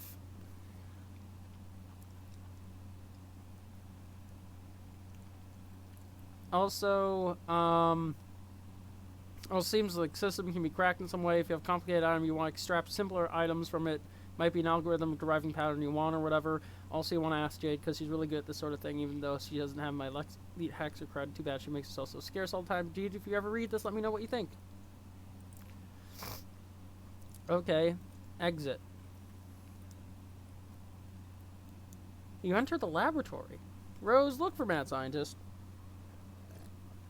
There are no scientists to be found, mad or otherwise, or anyone for that matter. The lab appears to be deserted. There's a kiosk, though. I knew there was something up. Like, the mom has a way to get down there. Jesus. More quack. Oh, wow. Okay. That's a lot of that. Looks like the kiosk monitors the lab's enormous hub grid. Jad, transpilize as far down as you can go. This is as far down as you can go. Ground foyer is still a few floors down, but the transportalizer on that level is blocked by one of Grandpa's impressive big game trophies. And you just don't think he'd cotton to someone moving it. Speaking of which, here are some of his trophies now. He has a million of these ghastly things. You really dislike him. Jared, proceed. You hop down a level. Granddad also likes to accumulate valiant knights from his travels. These are pretty cool, you guess. Jared, keep going. Oh yeah, how could you forget his stash of decrepit mummies? God, you hate these things. Jared, don't stop. Boo-doo-doo. The hallway of bears, Egyptians, mummy, and I think 80s stars. This is your grandfather's collection of what he refers to as his beauties. No lovely lady will be fit for his collection unless her portrait has spent at least 20 years bleaching in the front window of a beauty parlor. Short of establishment, he's plundered no less frequently than ancient tomes. You guessed they were sort of like your sisters while growing up, and you were always encouraged to look up to them. They're all awfully pretty ladies, you suppose, but you were always hard to get as excited about them as Grandpa. Jade, study hard and keep your rifle at the ready. When adventure summons, I know you'll rise from the task and take your rightful place among the daughters of Electricia. That old coot sure is a bag of wind. Wow, that sounds a lot like, the thing you're going through right now. Jade, complete your descent. Gasp. Reach the ground level. Stupid thing blocking transporter lines. It's unspeakably hideous. Down the southeast hall is a grand foyer. You have to cross through it to leave the house. Looks like someone's pestering you, even though you thought you logged off. Jade, answer. CG. I got quacked again. So CG. You have no idea who that is. Hi, you idiot. Oh no. So I guess today is finally the day you fuck everything up. Is there nothing I can do to change your mind? Sorry. Is there nothing I can do to change your mind? You can leave me alone. How can you even talk to me after I blocked you and after I logged out? You don't get that I am better and smarter than you in every way forever. You don't get that because you're incredibly stupid. I get that you're a jerk and you shut up. Goodbye, you jerk. Yeah, fuck that guy. Rose, take a look at that kiosk. Oh, Jesus, that's a lot of kiosk. Looks like a mapping of each hub's index. Seems one of the hubs was recently unlocked. Rose, go to the center and do a goofy dance. At the center, you find a little stage that looks perfect for supporting a particularly little silly dance. Or it would be if standing on it didn't make you a little nervous, and also if it didn't sound like a stupid idea, given the circumstances. It looks like sort of various contraptions you've been deploying in John's house. I wonder what it does. Rose, attempt to plug laptop into nearby hub. Gasp. Great, you just vaporized your dead cat. Oh well, ashes to ashes, you guess. Gotta be a better way to deal with this lousy tree. Rose, examine your fetch modus. Looks like you can choose between picking leaves or awkwardly uprooting the whole tree, as you've been doing. You select the leaf, you also turn off auto balance, since its consequences can be a little mystifying sometimes. Gather up all your items again in order that places your laptop is conveniently accessible leaf. You're not sure why you didn't do this a lot sooner. Kind of funny looking tree now, but your concern for structural elegance is an all-time low. Rose, find the unlocked hub. As long as you're going to plug in your computer, you might as well find that hub. Here it is. Hub whatever. It is unlocked and thus removable from the grid. You suspect this is the same beacon transmitting the unsecured signal you were using earlier. You pick the laptop leaf from the tree. Quack. Quack. Plug your laptop into the hub. Then catalog to the hub and then the laptop. This might be a better place around here to set up your computer. This huge grid of electronics is sort of uninviting. You look around. Hey, what's that? Another one of those ominous countdowns. You didn't notice it when you first entered the lab about a minute ago. Looks like this one may have been ticking for years. Whatever's ticking down to, there isn't much time. There can only hope that you can turn on your computer again, and there will be connection invitation from one Mr. Strider. Again in the future. Another timer winds down. Sideways. Weird giant head. In which this man has now entered. And is poking around. There's a lot more worms, and it's up and moving. Ta-da. Gotta close that. Dave, abscond. It keeps happening. Can't abscond, bro. Round 2.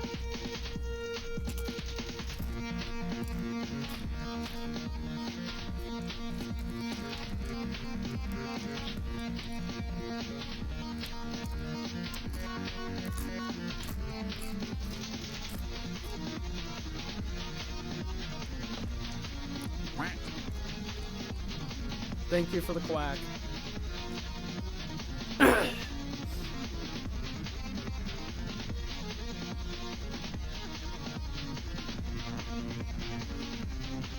Jesus.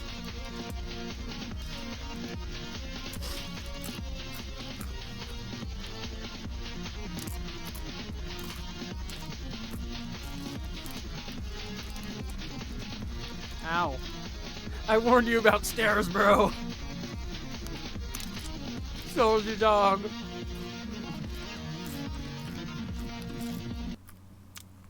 Okay. I've seen very little Homestuck content.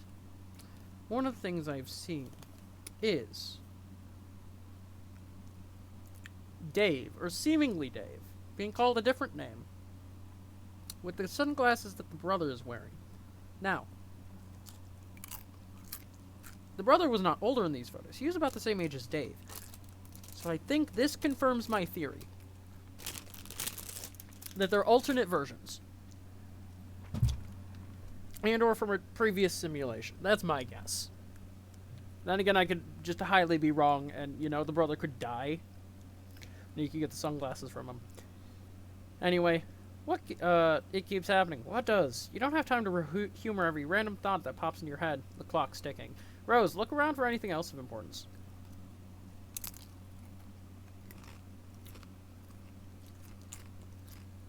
I mean, this looks like something of importance.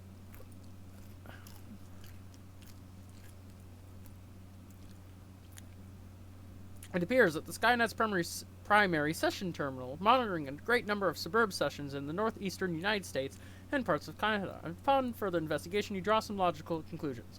1. It looks like each session consists of an IP address and physical location. The colored dots on the map appear to be meteor impact sites. It seems each session corresponds with a meteor, but not all meteors have sessions. The color of the dot appears to indicate the status of the meteor's descent. The red dots indicate meteors that have already landed. The yellow dots are imminent collisions, green will impact later, and blue will take the longest to touch down. Use the panel to center on your present location and zoom in. Surrounding the lab, are, of course, the hundreds of smaller meteors that have been raining down steadily through the evening. Most of these meteors have either landed or will shortly. Centered over the land is a significantly larger imminent collision. You can't say precisely how imminent, but you can certainly take an educated stab at it. Just southwest of the lab, centered suspiciously near the location of your house, is an even larger looming collision, though this one appears slightly less imminent. The terminal looks like you can monitor any meteor or session around the world. Search filters can be applied as well, restricting results based on size, time of impact, location, and so on. You zoom way out and urge the source based on size. The two at the top of the list appear to be the biggest by far. You examine only their coordinates. The second biggest is centered over a U.S. city. The biggest by a landslide is, luckily for the Earth you suppose, way out in the middle of the Pacific Ocean. In Frogland, telling you now. Rose, turn on your laptop and check on John. Plug in the laptop at the hub again, turn it on. It is now powered and connected to the wireless signal the hub is broadcasting. Your suburb session reconnects. No sign of John here. You wonder why the house is shaking. Last time you saw him, he was on one of the roof platforms. You will have to navigate via the suburb interface to find him. Rose, ascend. Navigate. Navigate. Up. Navigate. Navigate. Navigate. Navigate. Navigate. Holy fuck. Look at him! He's boinging so good. Look at him boing. Jesus Christ. How is he doing so many flips? He's like 13.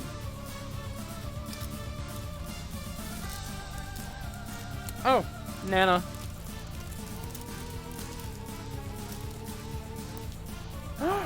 The fridge! No!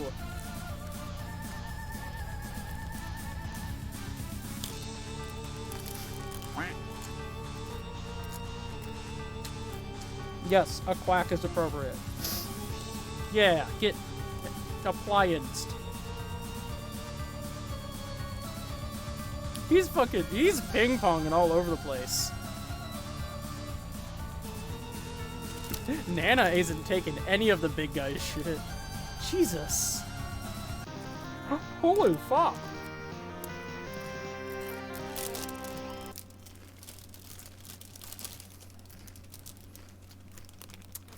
John, high five the Nanaquin. Left hanging long enough. And you get some water.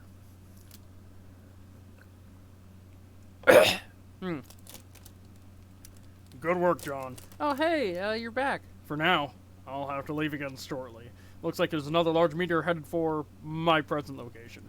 Oh, so you mean Dave connected with you? Not yet. I'll explain later. But I think I've determined that activating the timer on the game is not directly responsible for summoning a meteor to a location. The countdown seems merely to exist as a kind of a warning to the player, as well as a strange coincidence. Okay, I don't really think I get it. Is this relevant? Probably not at the moment. Certainly not to you. I gotta go. Okay, later. P.S. Try not to waste too much time on that grist while I'm gone. Oh, yeah, try not to waste too much of that grist while I'm gone. John, climb that ladder. You rack it up the last ladder to the dizzying heights of the vaunted Boy Scarlock rung. And a new feather is hard-earned and well-deserved, and alarmingly fashionable. John, collect fat loots. God. You and your ceramic pork hollow rejoice in the mound of wealth yielded from your meteoric ascent up the ladder. Hell yeah. Why do I like this piggy bank so much? You're still not sure why all these boon dollars can actually get you, but when pulling in such insane loot hand over fist like this, who cares? Not you. John, pick up as much grist as you can hold. Your expanded cash limit is more than enough to accommodate the grist windfall. Gather up 2,260 pieces of build grist, 1,040 pieces of shale, 490 drops of tar, and 350 drops of mercury. You can't wait to figure out what those amazing items this new supply of grist will be just barely insufficient to produce. Oh god, there's grist down there too. The stupid orcas were huge grist pinatas. Oh.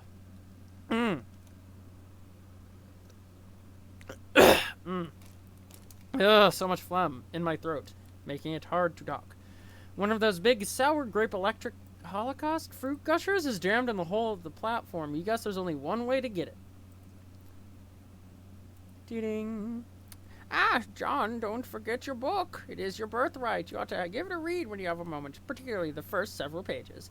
Okay, Nana, I will. Hey, Nana. Yes, dear, since I'm trying to get up to that gate, since you can conjure such floating beds and throw me around and all, could you just throw me up to the gate? Oh, of course, John, but that would not serve your purpose well. There's several good reasons why you should build up to it and then keep building. Oh, okay, I guess that's what I figured. Just one more thing. Do you think that instead of telling me exactly what it is with clear explanation, you can give me a series of really coy riddles about it, then sort of giggle? Ah, John, you're a very fresh young man. Your father has done such a wonderful job raising you. I'm proud of you both. I guess. When you pass through the first gate, everything will change. You will find the place where the constellation dance beneath the clouds, and your true work may begin. Oh. John, I suddenly understand everything. Elsewhere, we find a place.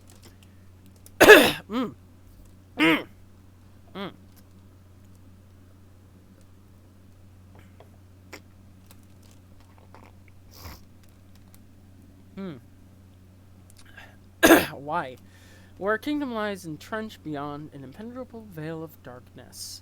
Where Dad's fucking shit up.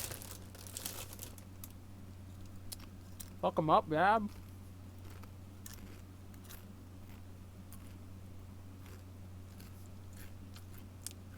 That imp is dead.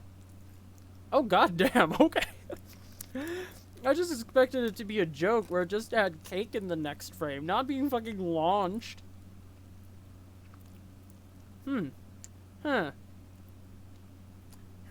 Graveyard stuffers. Wait. That looks like a member of the Midnight Crew. You are now the Peregrine Mendicant. You are flying westward in your particular mobile station. You have no sense of your bearings presently. Doors blocked by a metal column which extends through the entry shaft before a liftoff. What will you do? PM. Check your mail. Which not like the fact that you're abusing the soundboard. Yeah, that's fair. This message to Dr. Brenner seems pretty serious. PM, open the envelope. Never! The mail is sacred, and sacred is trust between the postman and the recipients as precious partials. You've made a solemn pledge to deliver this letter to the doctor, just as soon as you determine where this address is. Find any sort of discerning mailing address in this wasteland for this matter. The mail is freedom. The mail is life. The mail is very fabric of civilization. Wait. Hold that thought for a moment.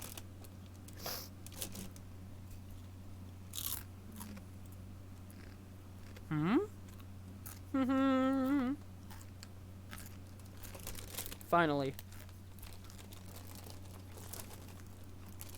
You've become A male person.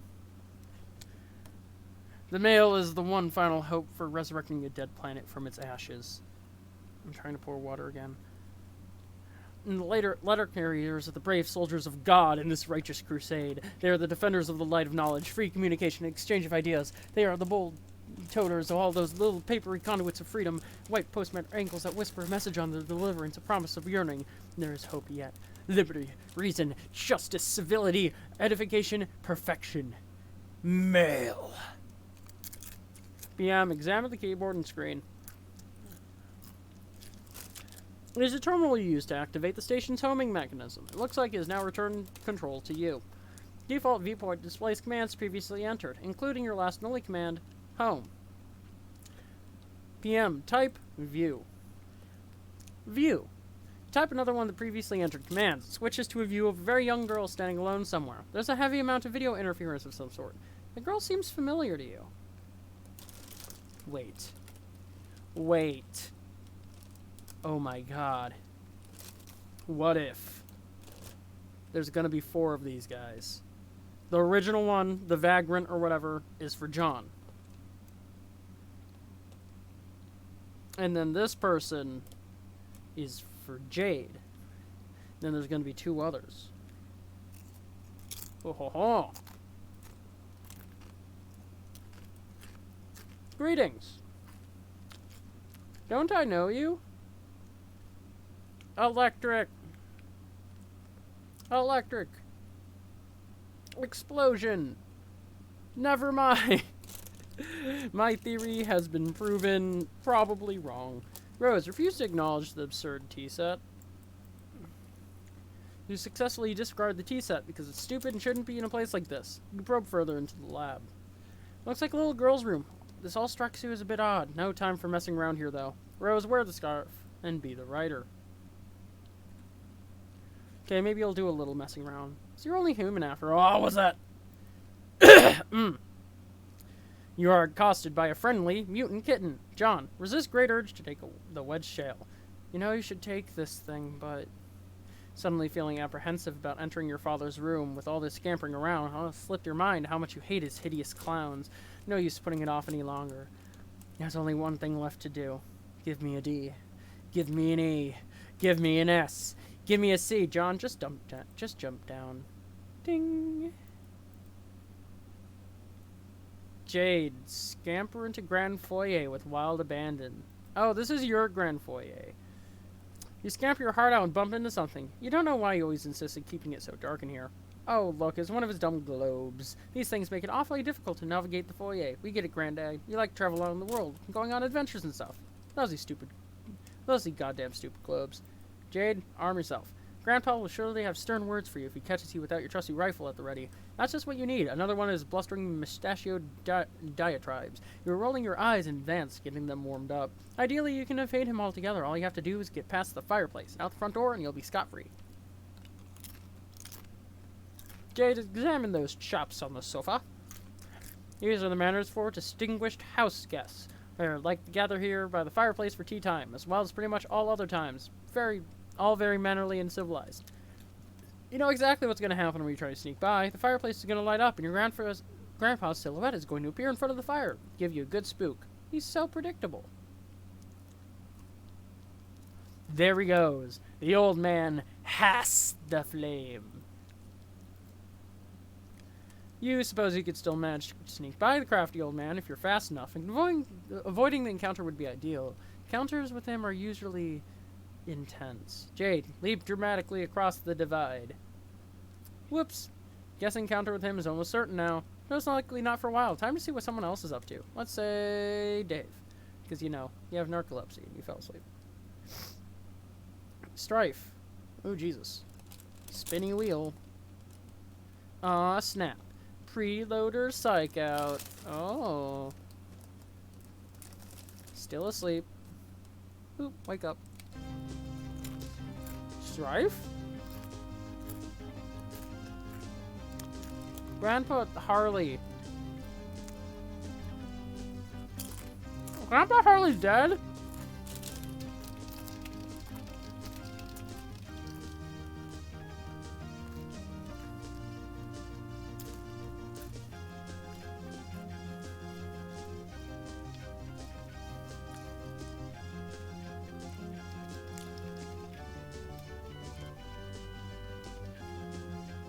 I like this one. Oh, hell yeah. It's the little flutes. Sorry, it's the little fruits. Hell yeah.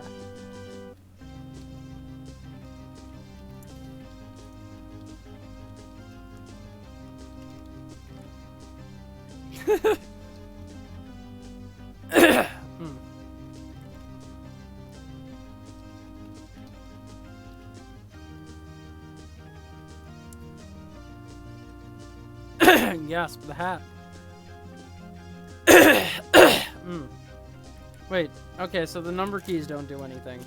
So, Grandpa Harley isn't alive. He's dead. He's dead. And taxidermied. Yes, I'm going out with this gun. No, I'll not get a bigger one. No, I'll not take yours. Can't even lift it. Oh, it's so preposterous. Do you even hear what you're saying? I'll be fine. It's a perfectly deadly gun. It shoots lots of incredibly deadly bullets. Oh, we just stop it. I'm going now. Goodbye. Jade, abscond.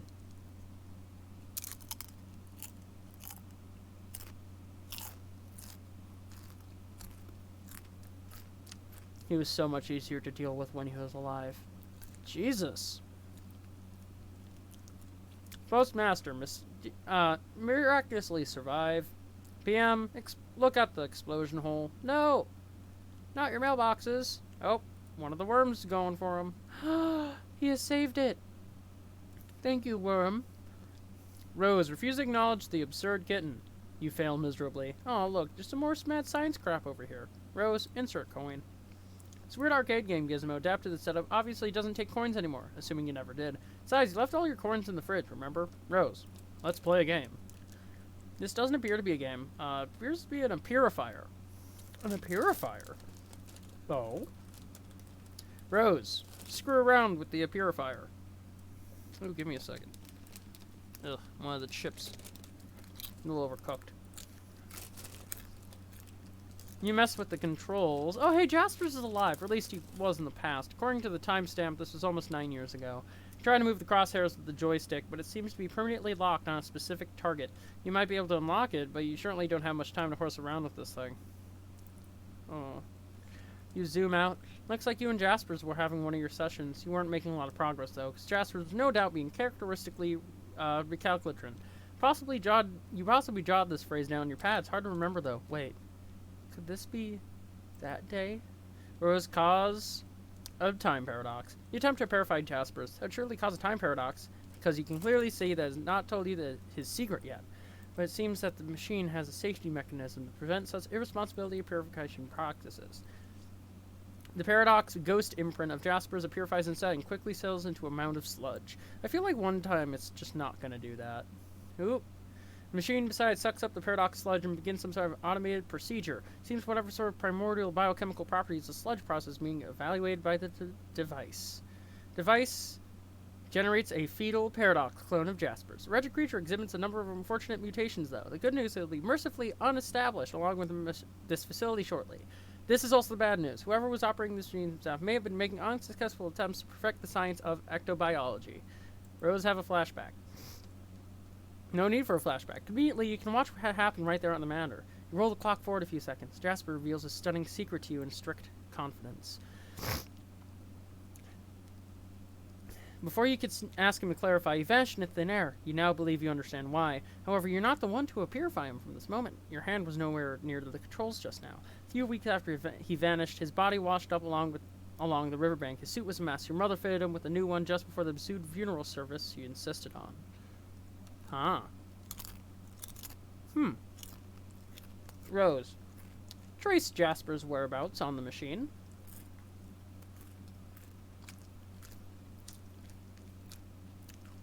You roll the clock forward to a week after he vanished. It seems there's no accessible feed tracing his whereabouts during that time frame. You fast forward another week. There he is, just as you found him. Rose. Fast forward to now. Oh.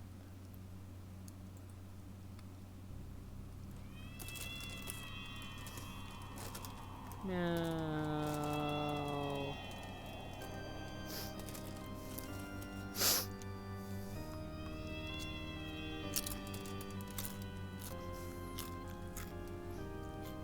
That means the mutant kitten is Jasper's.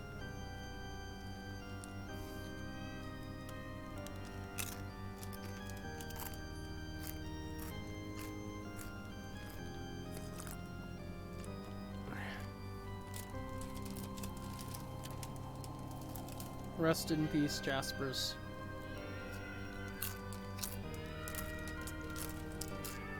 Man, gotta love this cat sung music.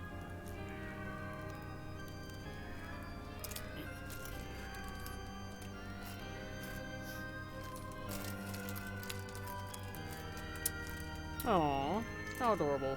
I hope the cat's okay for the rest of the entire thing.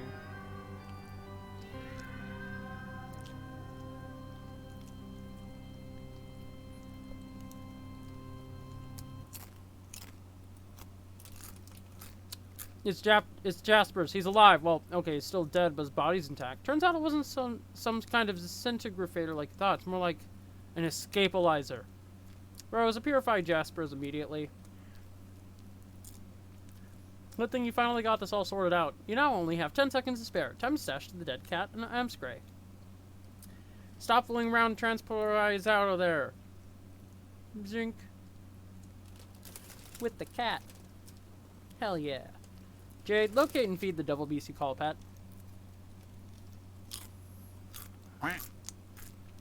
Good luck finding him. If he wants to be found, he'll find you. But Coral has always managed to lose your cognitive facilities. He's completely invisible to your intuition somehow. Property almost totally unique to him. Used to freak you out a little. We have long since grown accustomed to it. Also, heh quack.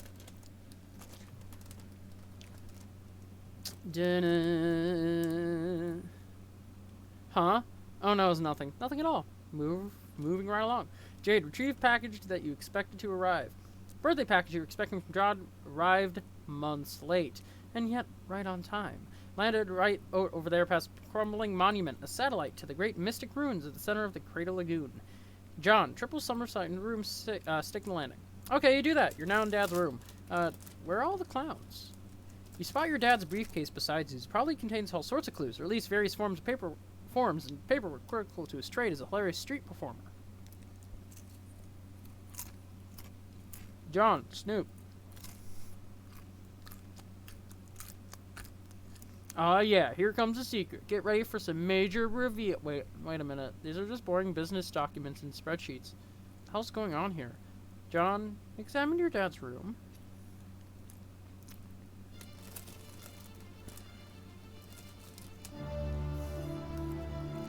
Hats. Normal hats. Kind of a boring room. Just a businessman. Not all that most shocking twist yet. Who's this douchebag? My God.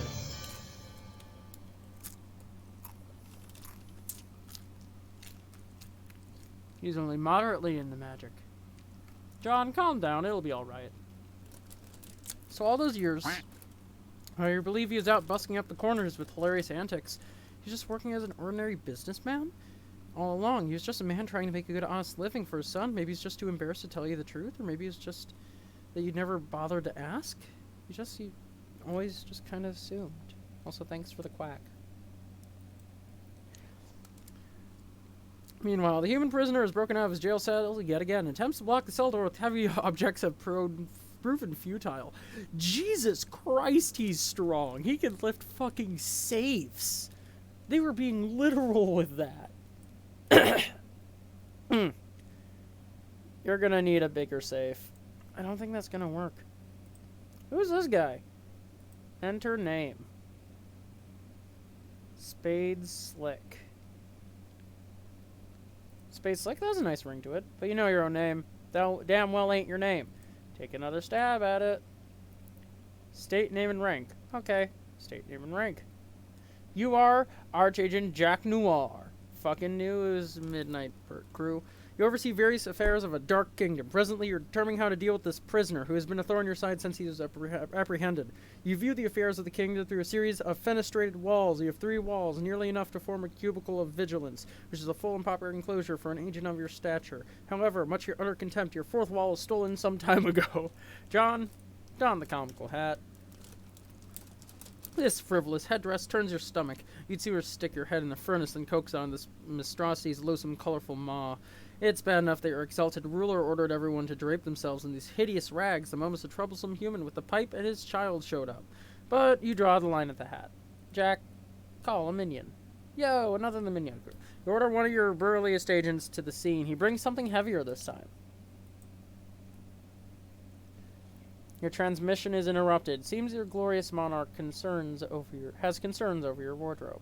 Fine, you begrudgingly don the comical hat. Stupid, lazy, wise, and just leader. What a royal pain in the ass. Jack, throw down the hat in disgust. You fully intend to once your superior stops breathing down your neck for a second. Wait.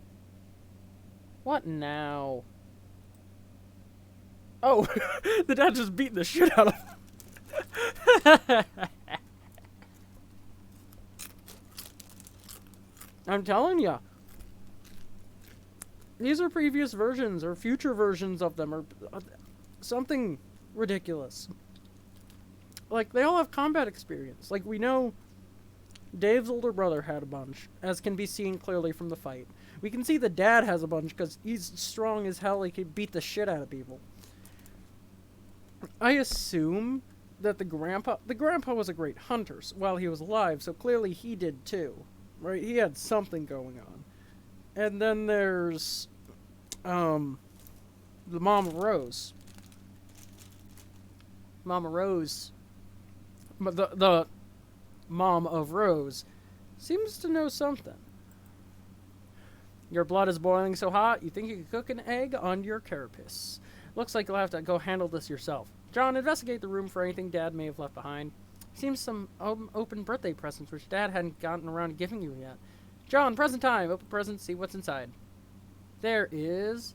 The one on the right seems promising. You open to see what's inside. Oh god, yes. Control deck. Yay.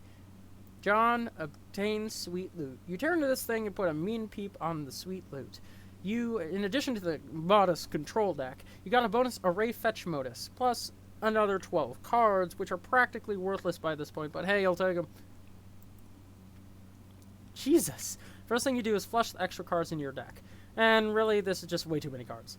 John, equip a Ray Fetch Modus.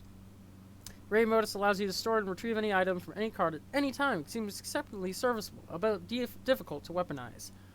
Boring. John, read instructions for control deck. There's nothing to read, really. Just pop in some Modus cartridges and fire it up and see what happens. Start by putting the stack and Q Modus in the slots. Celodex now behaves like both a stack and a queue. Items can be removed from either the top card or the bottom card. Nice. Throw in the fetch modus. There's no reason at all not to jam the array cartridge in there too. You make sure to blow the dust out first, of course. Celodex reconfigures itself into an array of distinct queue stacks. Now we're talking. This is sort of needlessly complexity you've come to expect from your inventory management system. Yeah. John, unwrap the smallest present first. You have a staunch policy of always leaving the biggest present for last. Always. Receive a box of delicious fruit gushers. Fuck yeah. Could this birthday get any better? You don't think so. John, open the big one. You thought wrong. Oh.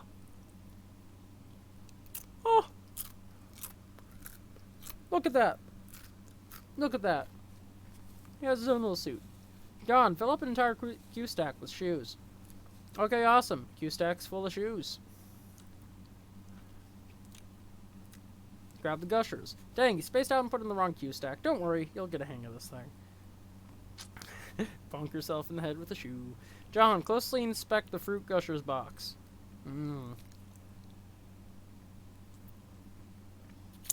Made with real fruit.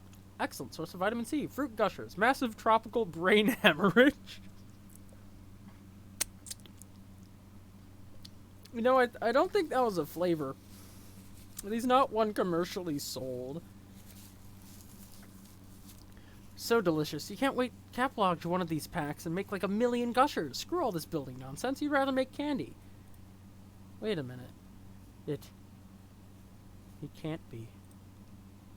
The henniest better, which has her gnarled claws and everything. What do gushers have to do with baked goods anyway? How does this make sense? Why? Why? John, have a mental breakdown, please. Ooh.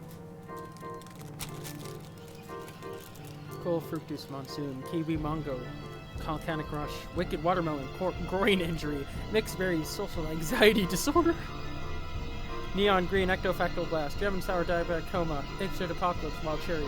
Something else that I missed.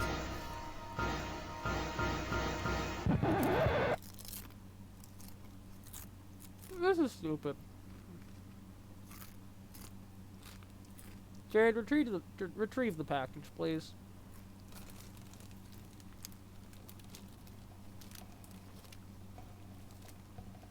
Oh, it's 9:56. Jesus, time flies.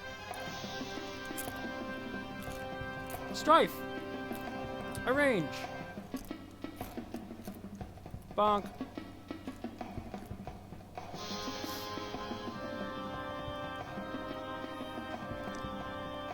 Arsenalize! Shoot it in the heart.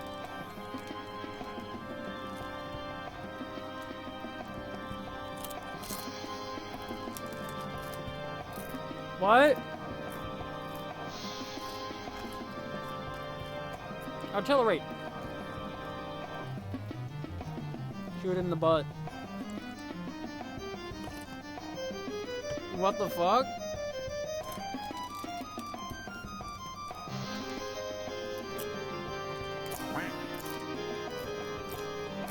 Thanks, I need that quack. Because, I don't know, cosmic ducks?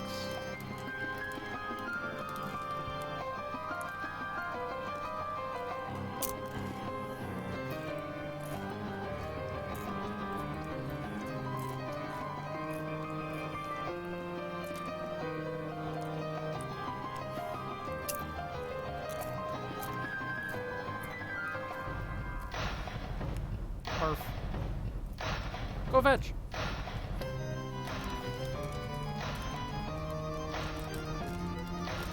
He.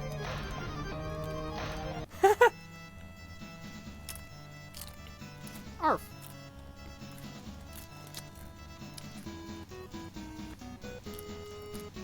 Yeah. Best friends. Z. Dog. Pick up. Good dog. Rose, check cell for any mixed atoms with cat. Nope, no mixed atoms. Looks like you and the kitty kept your dreams to yourself. Your new kitty whose name is... you'll think of one later. Hey, where the heck are you anyway? Rose, look around the room. Oh, you're back at home. Well-stocked bar and vantage from the window tells you this is your mom's room, or at least what you thought was her room. You decide not to be especially melodramatic about this revelation. Wow, what a dig at John. Rose, watch the meteor impact.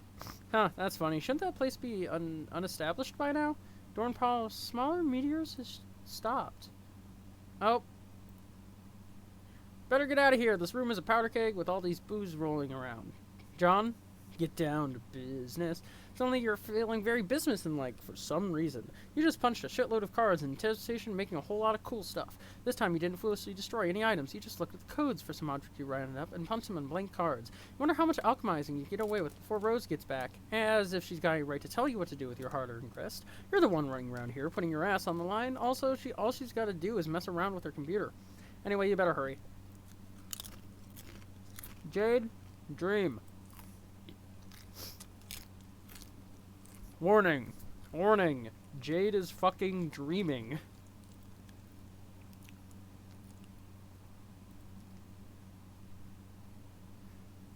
Oh.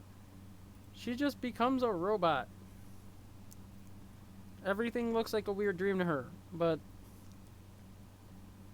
you are now dreaming. Your dream bot is awake and active. Jade, a blissfully foreshadowed future through interpretive dance.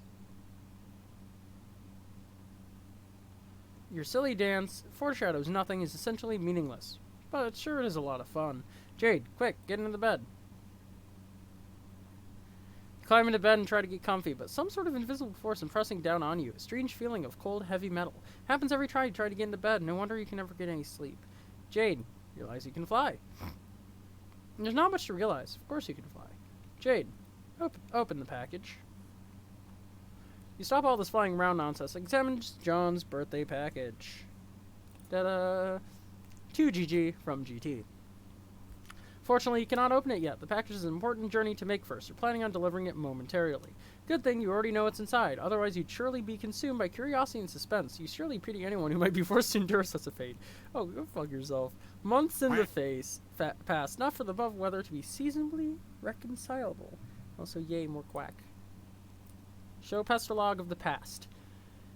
Hey, happy birthday, Jay. Oh, yay, thank you, John. Whoa. Okay, I got your present in the mail. Just in time. Plus, I sent roses and Dave's, too. Why do you guys' birthdays have to be all bunched together like that? You're running me ragged. I know, it's nice that you think of all of us like that. I can't wait for you to see what I got you. I don't want to spoil it or anything, but hopefully it'll help you solve those problems you've been having lately. Mysterious wink. I'm sure it is great. I can't wait either. It might take a while for you to get from there. You get worth the wait. Oh man, I'm such an idiot. I forgot how long it takes you to get stuff. Ugh. John, it's okay, really. Really. I'm sure I'll get exactly when it needs to, and it'll be a nice surprise when it does. Okay, well, I hope so. Yeah, hold on. Okay, I'm back. Sorry, I had to tell someone to go away. Oh god, the trolls again? Yep. They've been such a pain in the ass lately. Seems there's so many. There's either like 50 of these idiots, or it's one guy with a lot of old accounts. I've never had any sort of feelings about them, or what they want is kind of weird, but it seems to me they're the reason, probably all different people and not one guy. I've counted 12. Well, what do they want with us? Some people just like to needle others for some reason, John. It's just like a game, they guess. They're like pranksters. Oh, hell no. Shittiest pranksters ever. But I think they're mostly harmless. Every so often they manage to get through my block filter and hassle me. It's been going on for years. Actually, some of them are kind of funny, I think. Oh, wow. What, years? Well, I'm sick of them. I've been thinking of changing my pestrum handle to throw them off the trail, so, guess I'm gonna do that. John, make the totems. You've already carved a few totems, but you had to return to the living room for more Crooksite dowels. Your carving work is not nearly complete. Each time you enter a room, you shudder at the recent handiwork of some mischievous imps. You can't turn your back on them for even a second. Rotten imps, those posters were like children to you. Rose, flee the room. At long last, you return to your bedroom with a stable power supply and internet connection. Vodka Mutini purrs at your side. You suppose you'll call it Muty for short. Aw. Rose, Pester John. Well, that's quite a totem collection. What are you planning? Oh, why? Hi. Just gonna make some stuff. Are you okay? Hasn't your house been on fire for like 5 hours now? No. That was a nearby forest, which up until quite recently would have been best described as on fire. But you might be excited to learn that just recently, my house finally noticed that achievement. Oh, congrats. No, notch that achievement. Congrats, I guess? Congrats, I guess? Thank you. Have you seen Dave? Nah, his bro's probably busy kicking his ass. Probably all there is to say on the matter. Okay, I'm gonna start putting this grist to use, too. Let's be sparing of the frivolous knack breeding and focus getting you up the gate, okay? Yeah, I hear you, but, like, I think we'll have plenty. I've been killing imps all over the house, and now it's lousy with gushers. Gushers? I mean grist. Serves them right for ruining my posters, the bastards. Which posters? Don't you see? My sweet movie posters. Look at them. They're fucking ruined. John. Eh? Are you suggesting that imps are responsible for defacing your movie posters? Yeah. Your posters have looked like that ever since I first saw your room, the moment we started playing this game. I thought you'd deface them ironically to mock your father's interests, John. Very funny, Rose. Nice joke. Great joke there, Rose. Top of the line prank. This is good. Laughter was probably the best way to avoid being especially melodramatic about the revelation. Yeah, let's keep this joke going because it has such a good one. Ha, oh my, ha. What? So now John's perceptions are lying to us?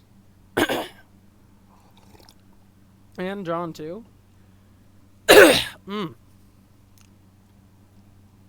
Vagabond, descend. with your cans and your lightning bug friend. Small problem. You cannot descend from the top of your mobile station. Loose cable you gathered up tied together is not yet long enough to allow you to reach the ground safely. You've used up all the cable you can find. You'll have to come up with another plan. Sacrifice your mayoral slash for more cables. Absolutely not. What, are you crazy? No way. A mayor does not relinquish his mayoral sash under any circumstances ever, period. Vagabond. Purify the temple. Such a dumb idea. Not as dumb as using your sash, but it comes close. The temple's way too big. You'd probably just end up purifying a chunk of useless, boring rock. Wait, what's that? There's something dangling from the top of one of the towers near the temple. V. Command Serenity to carry the rope to you. She is a tiny insect and cannot possibly lift more than the weight of a pumpkin seed. She does, however, inform you of what the ledge contains through a series of informative blinks. There's an old rusty harpoon launched in the crumbling rock. Tied to it is a bunched-up jumble of handy cable. This strikes you as convenient. As long as someone knew you would need such a bunch of cable and that you'd have a mayoral sash made out of cable, that you're particularly attached to that mayoral stash and would stubbornly refuse to use it. Anyone who knew that much would surely possess a special gift. Alas, seems a bit far-fetched. Except Jade does have a gift like that. Vagabond, get your rope. Okay, so we just established it's a cable, not a rope, but that's okay. Take a hasty swig from one of your delicious ponds and put it down. Then quickly adjust the coordinates to purify the jumble of handy cable. Zap.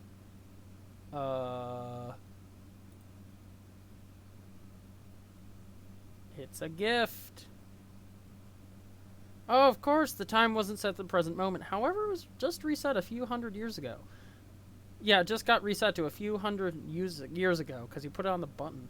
Seems some sort of present from the past in the present.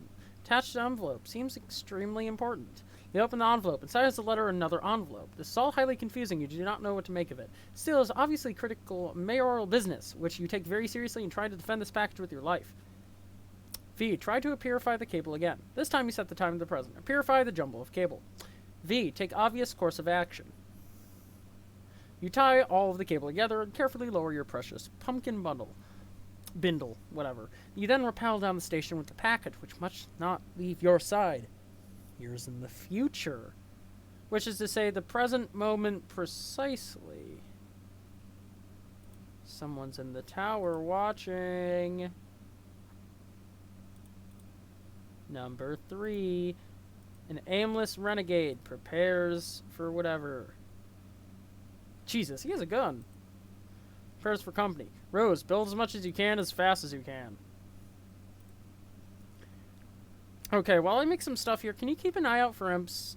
Just keep the safe or tub handy or something. I'll serve him right for trashing my posters. I keep telling you the posters were always like that. And I keep telling you, haha, very funny. Here, look.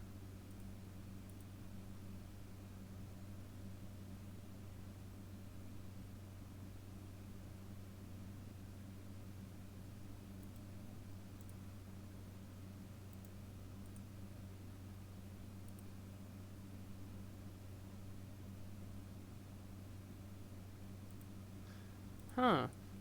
Yeah, I saw those too, but they didn't look like that before. You must have changed them. Even if I had the motive for such a bizarre and pointless deception, where would I find the time? I don't even have Photoshop.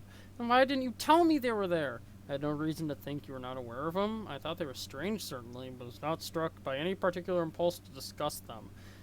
Okay, it still doesn't make sense, though. Implying that I drew them a while ago and then forgot and couldn't see them and suddenly see them? That's stupid. What would that even mean? Looks like you were in your father's room recently. Yeah. And how did it make you feel to discover what was in there? Oh no, I just realized. You're gonna psychotherapify me. Well, don't bother. Maybe I'm just being a friend. Maybe. Anyways, I guess you saw what's in there. It's boring. There's not much to even see. That doesn't matter. What matters is how seeing it affected you. Clearly has in some way. Well, I don't know. First I was nervous to go in and found more of his weird clowns, because of course they're stupid and I hate them a lot, but when I didn't see any, it was weird. Felt really, disappointed almost. Is it fair to say this changed your perception of your father? Yeah, I guess. Is it such a stretch to conclude it changed your perspective of other things as well? No, maybe not, but what are you getting at? Sounds like you're saying I'm crazy. John, alchemize. a cool hat. I don't like to use the word crazy. Oh god, see? This is therapy bullshit. That was a joke. But otherwise, whether it means you're crazy or not, consider this theory. Your presumably long-standing tendency for scrolling this imagery is really your subconscious trying to express something disturbing within you, possibly something from your past which you've blocked out, and since you suppressed it, your conscious self cannot acknowledge the drawing, therefore have been invisible until now.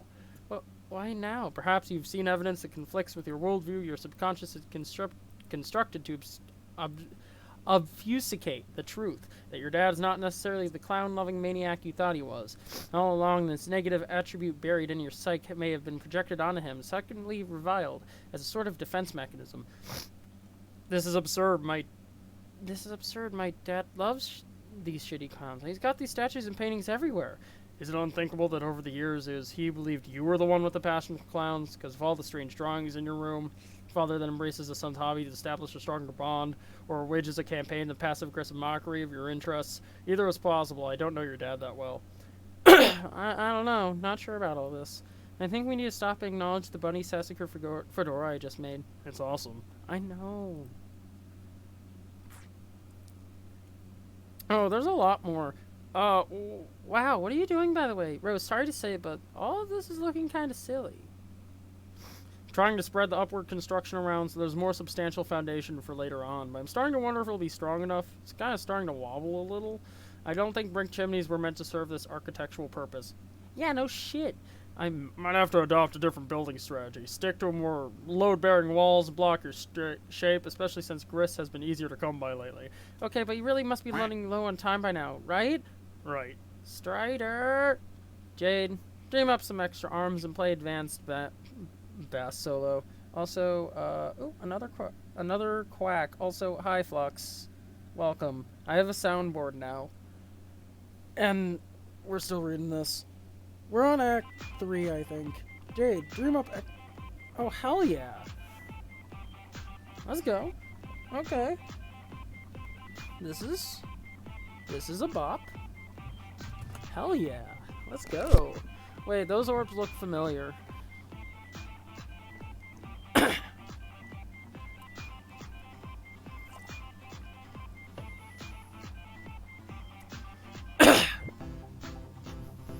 Oh, hell yeah. Let's go. I don't know what that weird floating thing is. And apparently the music makes the plants bigger.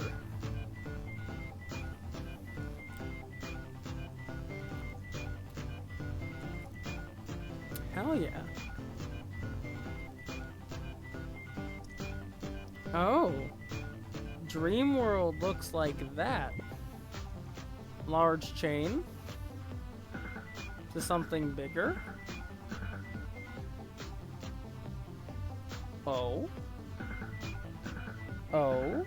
Also, everything keeps dying for you, but you'll keep trying to spam quacks. Also, you don't know when to use your last gnome. I don't know either.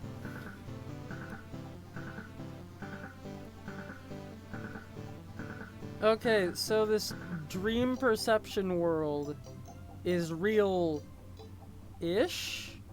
Jade, change the wardrobe fire to cycle through Star Heart Horseshoe, please. Okay, good idea. You leave the moon in the cycle, though, because you like it. Jade, go explore the Golden City. Wee. Wee. Wee. Wee.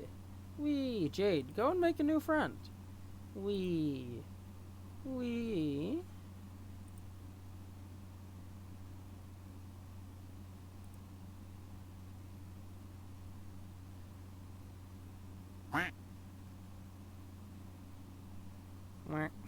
Thanks. Vagabond, eat letter and envelope. Will you cut that out? You have company. Vagabond, look behind you. See? Over there. Vagabond, read the letter. Dear Mr. Mayor, go here. To the friendly person. Huh. Give present. Go, please do this. Freedom of your people depends on it. Your friend. Oh boy. Move to cover. Also move to cover.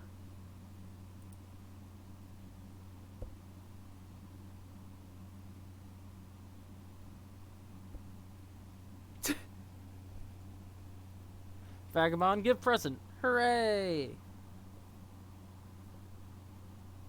2. Miss Mail Lady. Oh. Jade, gracefully fly to the other golden tower. Side check on your neighbor. Jade, inspect the neighbor's tower. This is very much the same as your own. The only difference is home to a young boy instead of a young girl. You peer through the window. That's John. John is of course sound asleep. Looks like he's having troubled dreams as usual. You cannot disturb his slumber though. He'll wake up when he's ready. So there's also a dream world.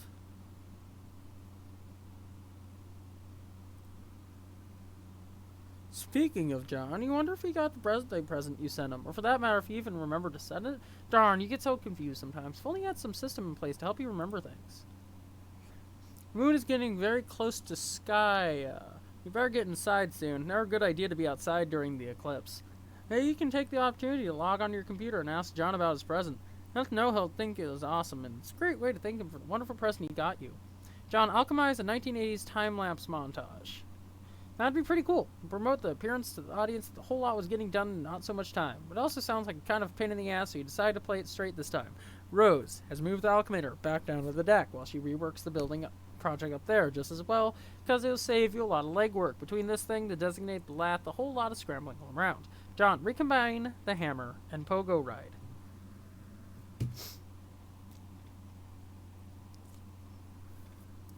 This time, instead of overlapping the two cards, which create a pogo hammer, use the two codes to double punch a blank card, producing a different hole pattern. The result is a hammerhead pogo ride. It doesn't look like it's as much fun as the original ride, but to be fair, it's probably a lot safer. Double punching cards creates patterns with more holes, rather than less holes by overlapping cards. This strikes you as a viable method for combining more than two items without whittling down to too few holes. Or too many, just mix up the overlaps and double punches and the sky's the limit. John, combine ghost shirt and suit. You make the green slime ghost suit. Pretty swanky, but you're not completely satisfied with the wardrobe upgrade yet. Combine ghost suit and wise guy book. Hell yeah. You make the wise guy slime suit. This is so much better. It seems that there's lots of secret gimmicks concealed inside the... Oh shit, there go cards. John, combine glasses and PDA.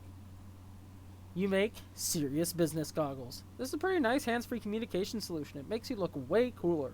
Like one of the kids from Spy Kids or something. God, that was a good movie. Real spies. Only smaller. Yeah, that's fair. Spy Kids was good. John, combine sledgehammer, telescope, and sassacre text. For the sake of you make the telescopic sassacrusher at pretty considerable expense. This thing could probably pound an ogre into crude bigger. Of course, there's no hope of lifting it whatsoever. John, combine gushers and blue ectoplasm.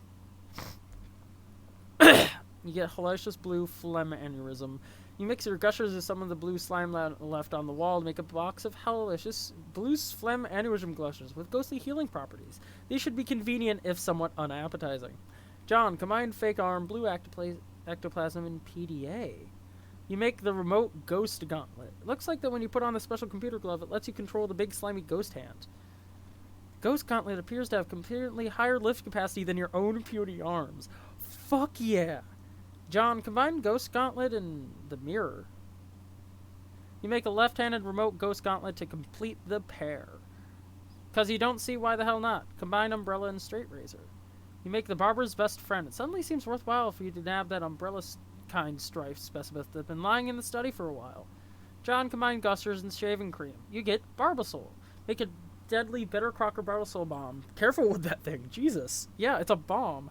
John, combine Ghost Dad poster with... Okay, you have a pretty cool idea of something to do with your Ghost Dad poster. Looks like you drew shit over that one, too, without realizing.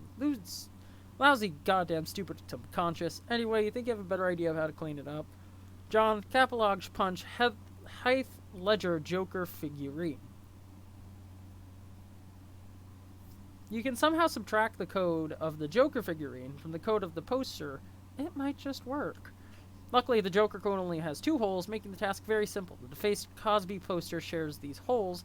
You determine that the defaced Cosby can only result from a double punching with the Joker. If your theory is correct, that means the original Cosby poster had one of those holes punched, and the other, or neither, making 3 total possibilities. You try out all possible codes, yielding 1 potted plant. One painting of horse attacking a football player. Hey, that's a reference, I think, to 17776, I'd like to think. And one clean Cosby poster. Success. John, combine Cosby poster with computer. Cosby top computer. You make the Cosby top computer. This thing is probably a useless piece of shit, but making it as Cosby you feel an alarming sense of satisfaction. John, combine Dad's hat and Problem Sleuth game. You make another ordinary fedora with 4 pieces of candy corn inside.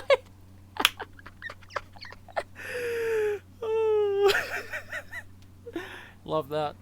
Love that. Absolutely love that. That's, again, Problem Sleuth. Literally one of my favorite pieces of media of all time. It's just hilarious. John, combine hammer and Problem Sleuth game. Whatever this item is, you cannot make it yet. It requires a ludicrous amount of grist, some types of which you cannot even encounter. John, combine iron and pogo hammer. You make the wrinkle fucker.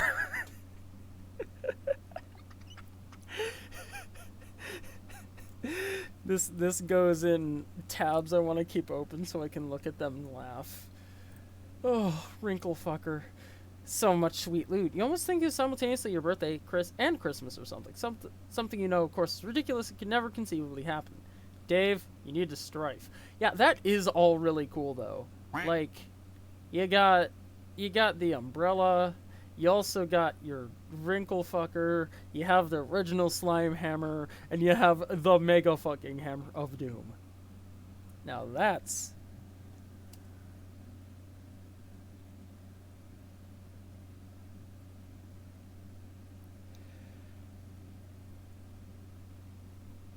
like, this is cool. You're wielding 4 weapons at once. I like that.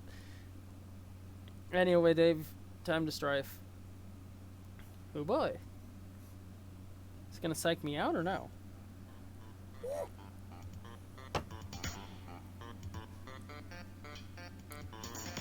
Fuck me. God damn it. Right as I say, is it gonna psych me out or something? I get fucking gnomed. God damn it.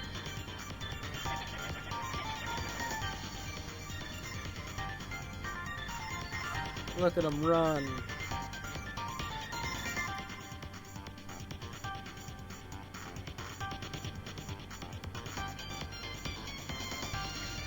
Oh, the loading screen. Oh, there goes the cheap piece of shit.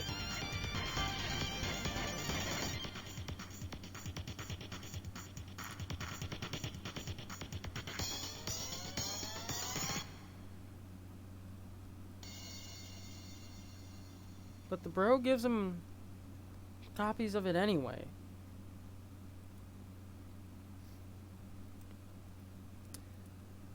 Bro just kicked my ass. That's really all there is to say on the matter. Jade, Pester John, loading.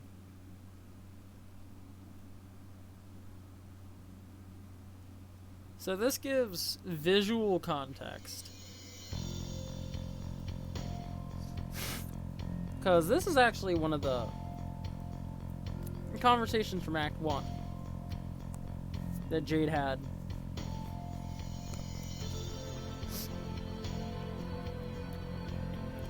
Okay, an eclipse is about to happen.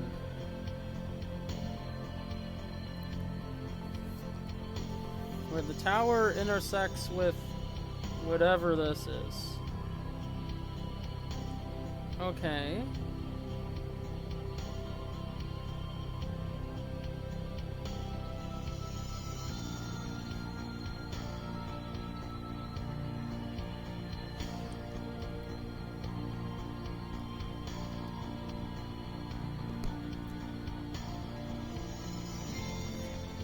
Now a bunch of weird visual effects happen. Hi, weird visual effects. How you doing?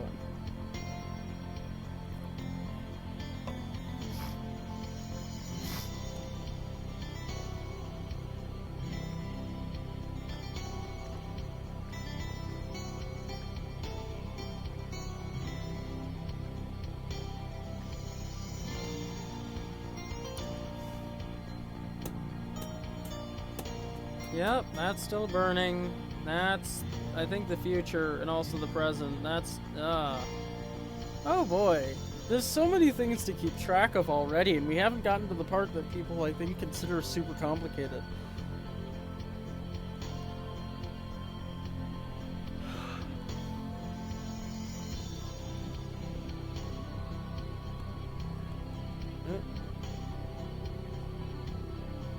Oh, hey, yeah, we saw that from before. Oh, mega dog? Or just normal sized dog?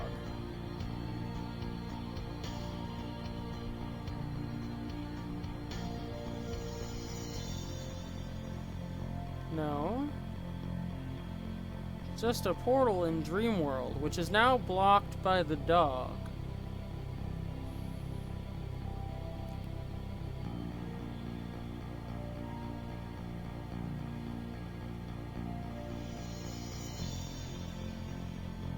And now John is somehow floating slash kind of awake. Well, not awake, but floating in Dreamworld. And now somehow wakes up in Dreamworld?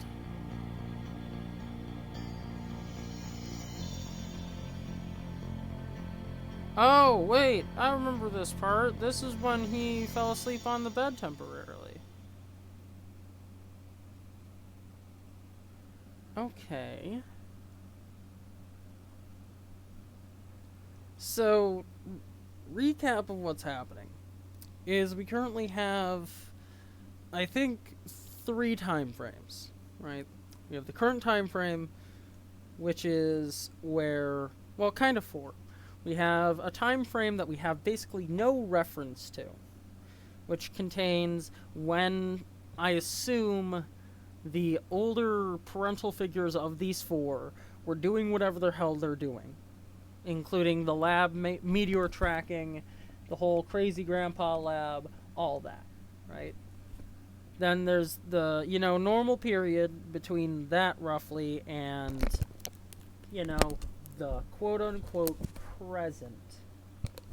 Also, sorry, my ear was being funky for some reason. No, between then and the present, which life was normal. And now we have the present, and then we have years in the future, where Earth itself is a desolate wasteland. However,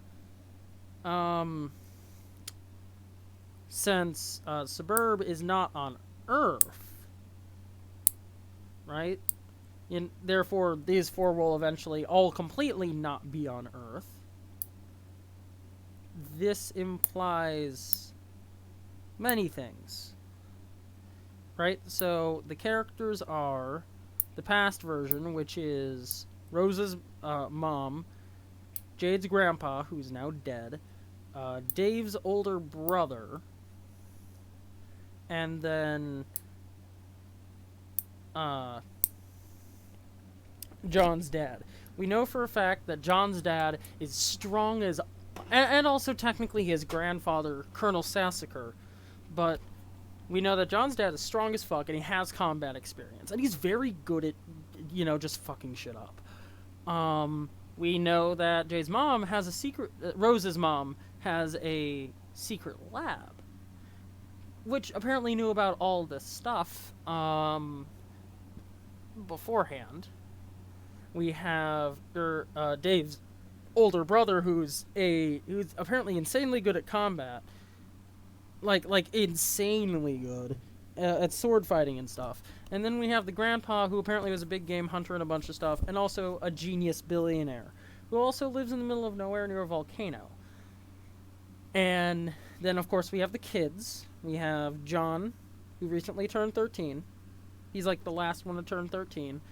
And he catches on to things pretty quickly. We have Rose, who's pretty smart, who's like, really smart, very good at hacking apparently. You have Dave, who is pretty good at sword fighting too himself. He has skills. And then lastly, there's Jade, who can apparently, among other things, see the future. Or at least predict the future. Something like that. She has visions from the future, I'm gonna assume. I'm gonna assume they're visions. So because of that, she was able to, along with predicting some other things, take a package that helped, basically helped the currently two characters in the future, the male woman, who we now know as a male woman, Miss Male Lady, I think was called in the letter, and then we have the wandering vagrant guy, who stumbled upon this in the first place. We have whoever the hell built all the suburb facilities, who I assume is the grandpa, for some reason. And then we have the mysterious person who's trying to shoot at them from the top of the tower, which is where Jade currently lives, but in the future is abandoned. And that's where all three of them are.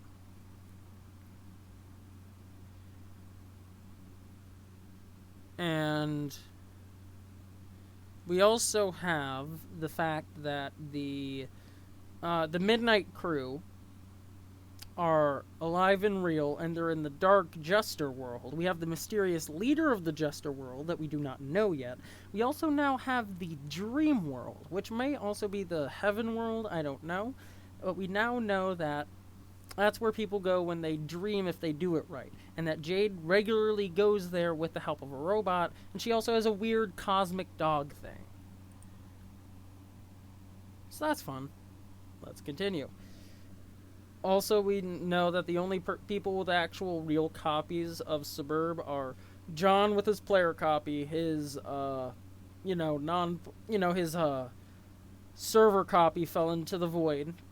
Rose has her server copy, also has her player copy, if I remember correctly, but can't really use it because Dave has, well, up until literally just recently, not had any sort of connection, and John couldn't do it. So that means now Dave has his server copy, so he's going to be helping Rose.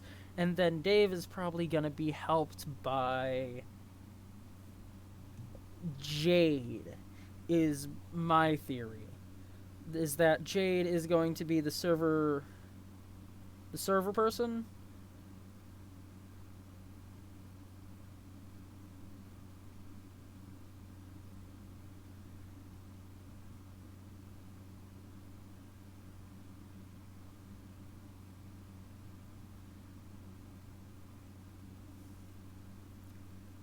Sorry, I gotta type something.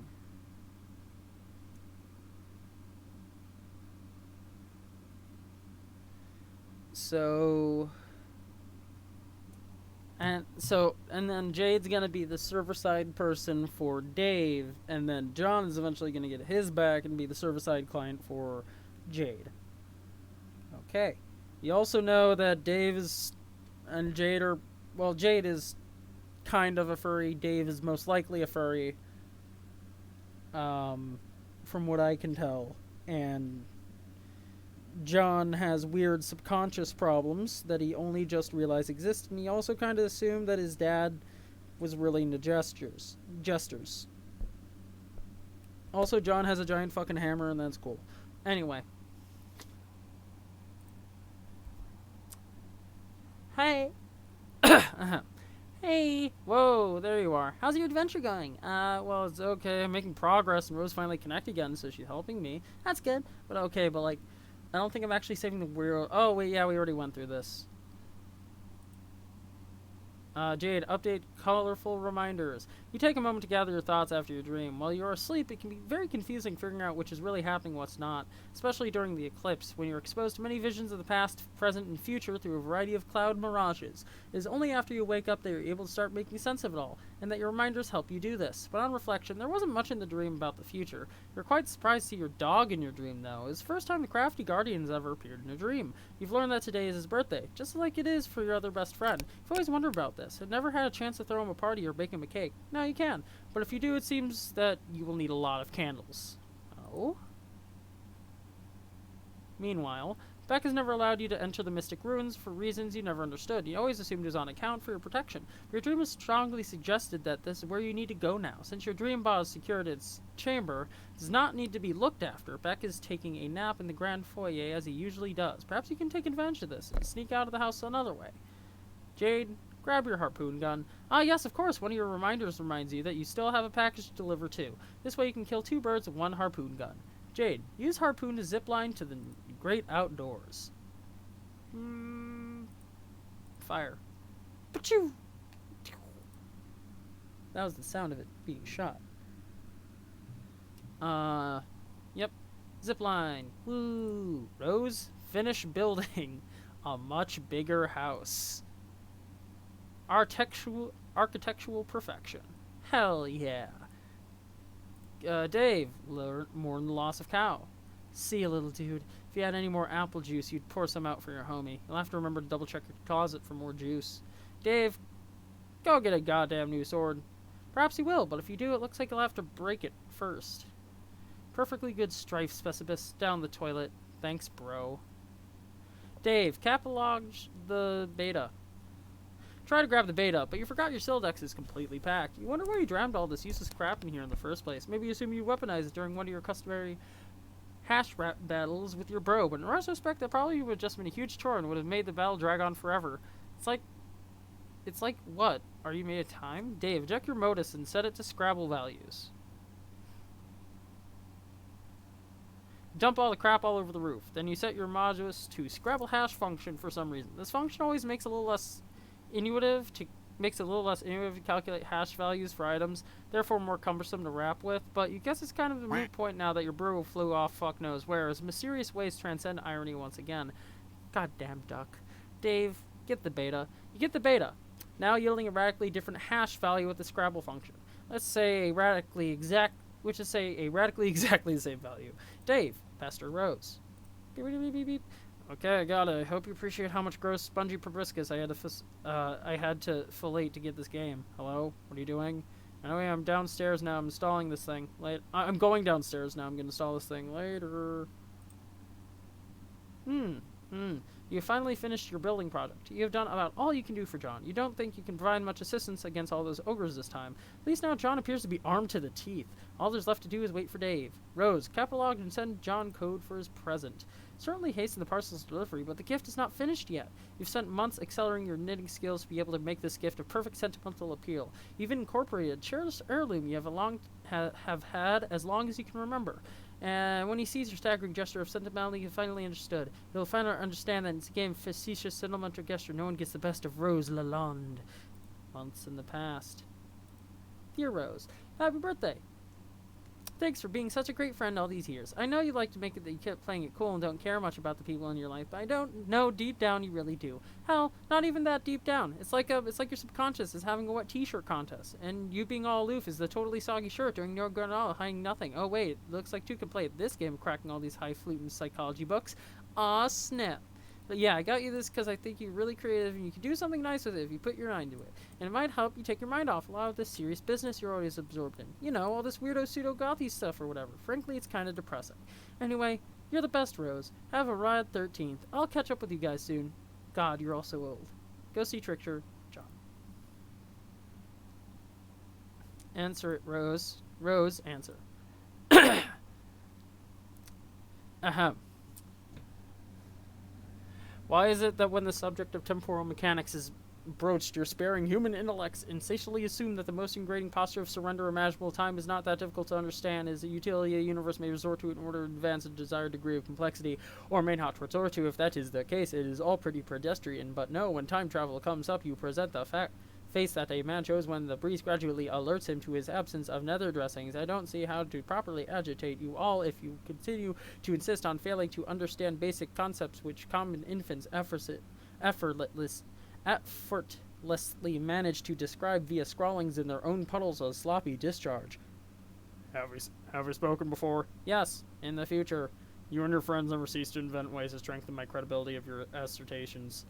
Oh my, it is your human sarcasm again. I enjoy listening to it, and I wish doing so could serve as my primary form of recreation. See, I just did it too, saying the opposite thing to emphasize my contempt, but suddenly I feel more primitive and hate myself a little more. It was like this funny miracle that just happened in my heart.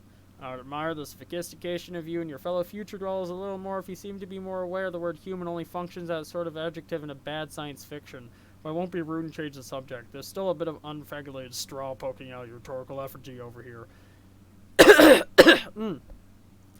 Oh dear. Oh dear. No, we are not from the future, but we are all already in agreement that you don't get it and never will. I thought you said we spoke in the future. We did. Your future. For me, it was only a couple of minutes ago. I understand. You exist in some temporal stratum through which you have communication exists various points in my timeline. It's not that complicated. Yes, that's right. Will you try to talk some sense into your idiot friends so that we may proceed to bother them all on more rational terms? I try to every day with mixed results, but you see, it's not that I don't understand you, it's just I don't believe you. Because it's nonsense. Albeit persistent, coordinated nonsense. Why would a bunch of temporarily dislocated trolls want to harass a group of friends throughout completely random points in time? I will admit this campaign of provocation wasn't all well thought out. Don't tell anyone I said that. Alright, maybe you should get some trolling tips from us humans. Our sparing intellects are probably better suited to it. Yeah, maybe. Why don't we be friends? You want to be my friend? I think so. I think we're supposed to. You suggested as much earlier. I mean I did in the future. Yes, a couple minutes ago. I'm dying. Probably because I remembered you mentioning it in the conversation we're having now. That's likely. Your commitment to this role-playing scenario is intriguing. What choice do I have but to accept? Empty boxes. Transfer over to Dave. In the past. Dear Dave. Yo, what's up? Shit. Dear Dave, happy birthday. I just wanted to take a break from telling you how much your gay butt stinks all the time and what say awesome friend you are. Seriously, on any other day I'd be downplaying how you aren't really as cool as you think you are. But just between you and me, I think you might actually be that cool. I think you just gotta get out of your bro shadow and spread your wings, dude. So I got you these. They're totally authentic. They actually touch Spencer's weird sort of gaunt face at some point. I'm sure you'll dig them because I know you lolled so hard at that movie. Okay, so okay, so for real, this is kind of a shitty present, but it's also an ironic present because I know you wouldn't have it any other way. Maybe you can wear them ironically sometime. They might even be more ironic than you and your bro's dumb, pointy anime shades. Anyway, have a good one, buddy, and stay busy being totally sweet. Ghosty Trickster, John. Oh. Dave, answer. Hey, first of all, okay, I think you're awful. Like, let's put that fact on the table when you both see it. Now you've been primed for the digestive ruination that's about to take place. The comprehensive soilings of the laundry enveloping your person. Oh my god, you type like a tool. Yeah, now you're getting it. What you're in for. Are you ready to be trolled within an inch of your miserable human cortex? This is so weak. I'm almost getting tired wasting good material on you guys. It's like, you've got nothing. It's always one of you sprouting up and ranting about how hard I'm about to get trolled. No ensuing substance. You don't even know anything about us. One of you fuckers thought I was a girl. Okay, yeah, but like the thing is, I don't care about your anatomical details and things like that. I know what you've done or will do. It's the most awful thing. The worst you can ever do. Sorry, I wouldn't cyber with you, dude, in the future or whatever. What? Wait, oh, you're the one who likes to submit innuendo. Human innuendo. Yeah, human innuendo. Sorry for lack of clarity. So at what point in the future am I supposed to look forward to you whipping up this titanic hankering for my knob?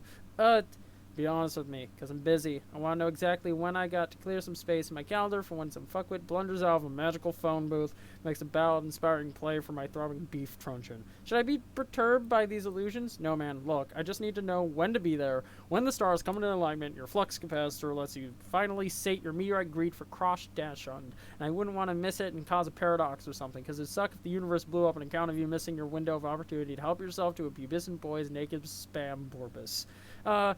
Okay, this is sort of starting to upset me. Jesus, you really are a shitty troll. I guess I'll have to leave you alone and find some other point time to bother you when, I guess, you're more emotionally susceptible and don't have all these bees in your bonnet about your human sexuality. Oh no, dude. No, dude. You sassed me up. We're in the shit now. Together. For the long haul. I what? We're motherfucking entrenched in this bitch. You and me. Welcome to Knob. Now grab my hand and shimmy your soggy off on the metal bank where Charlie gets the fucking drop. Oh, John is nice. Yeah. Sorry. Who's Charlie? He's the guy who's gonna read our vows. I'm feeling pretty friggin' matrimonial all of a sudden.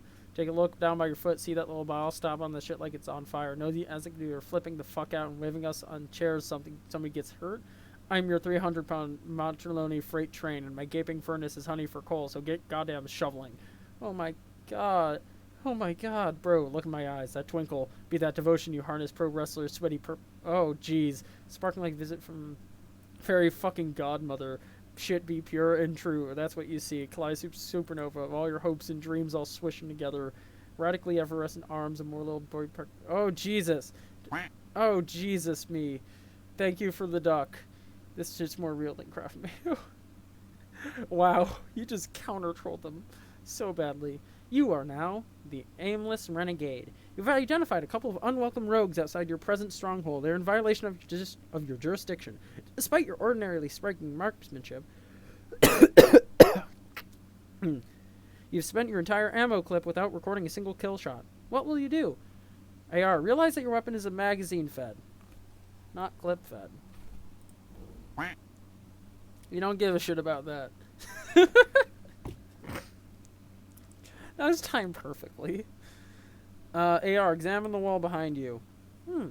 Wall exhibits rows of ancient hieroglyphs depicting an array of amphibious and reptilian life forms. This is illegal pictography. It makes you angry. AR, go search for more ammo. There's plenty of ammunition stored in the various ammo crates, which you have spent a great deal of time unearthing from nearby dunes and hauling back to your stronghold. You have a large variety of weaponry and ammunition at your disposal. Whether you can locate some more AK-47 rounds quickly enough is a different matter. Love AR. Aimless regular. That's fair. AR, quickly retrieve sidearms. You retrieve a pair of deadly sidearms, but you'll need a long-range weapon if you continue your enforcement. Find a rocket launcher. Oh, there's one. Here's one. Befriend the unwelcome rogues. You wonder if you should reconsider your grievance with the offenders. Perhaps you should let it slide. They seem friendly enough, and it's been so long since you've had company. It'd also be quite a pity to blow up that tall, attractive female. Then again, they're both in flagrant violation, trespassing through several zones which you painstakingly marked off as off-limits when you conduct your investigation of this crime scene. It is your duty to investigate this illegal monument and get to the bottom of its illicit amphibious idolatry. Just think about the sloppy footprints they are leaving in the sand makes the carapace steam. The law is all that's left to hold on to in this unforgiving dust bowl. You cannot afford to loosen your black claws' grip, lest justice slip through your fingers. Law is beauty, order is peace. Judgment is the very basis for all that is pure and... Hold that thought. You need to take a moment to wear something ridiculous before you continue your spiel. Oh, of course. 148. Order in the court. Order in the court. You'll have to order in this courtroom. If everyone does not settle down, you'll clear out this courtroom. You swear to God. Examine the moving platform. Oh, I got quacked again. Oh yeah, duck. It appears to be a large stage serving as a kind of elevator. They can't go down because there's something jammed in it. Yo, it's the guitar. Looks like a particular musical instrument, probably centuries old. Yeah, the jury agrees. You've got to blow up those trespassers. Jade, place the present in the monument. You put Jade's present down at just the right spot, along with a letter you prepared a little while ago after a particularly interesting set of dreams. Should be any minute now. Bump. And now, look, fire, cut the rope, put down the time bait. It's out of your hands now. You guess you could swim. Maybe you could think of a better way across, though. PM, read the letter. This is kind of confusing. Dear Miss Mail, go here. But you guess it's straightforward enough, even if the drawing is somewhat inaccurate. Boom, slam. Wait, what? Oh, the next one's gonna hit here. Is my guess. Land. AR, brace cell for unauthorized demolition. Stupid. You had them right in crosshairs. You have no idea how a crack shot like you could have missed. It's practically inconceivable. AR, be the law. You reload and take aim. That fair carapace. How it sparkles in the desert light. No, you cannot afford to be distracted by such thoughts. You're busy being the law. Oh no. You are the law. Whoops. Vagabond, wave about in a distracting manner. Oh, it's this guy again, his little blinking bee. So outrageous. Lob. The can ruse was a distraction. PM, scamper quickly to the newly created hole. Do. You have the cargo. Look at that lob effect. Ooh, okay, I'm gonna go back and look at that lob effect. Hell yeah. Love that.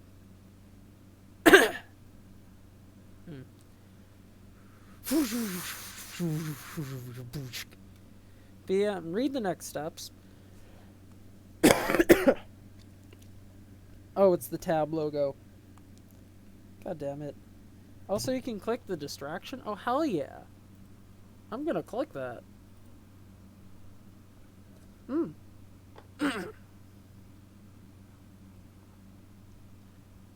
Oh.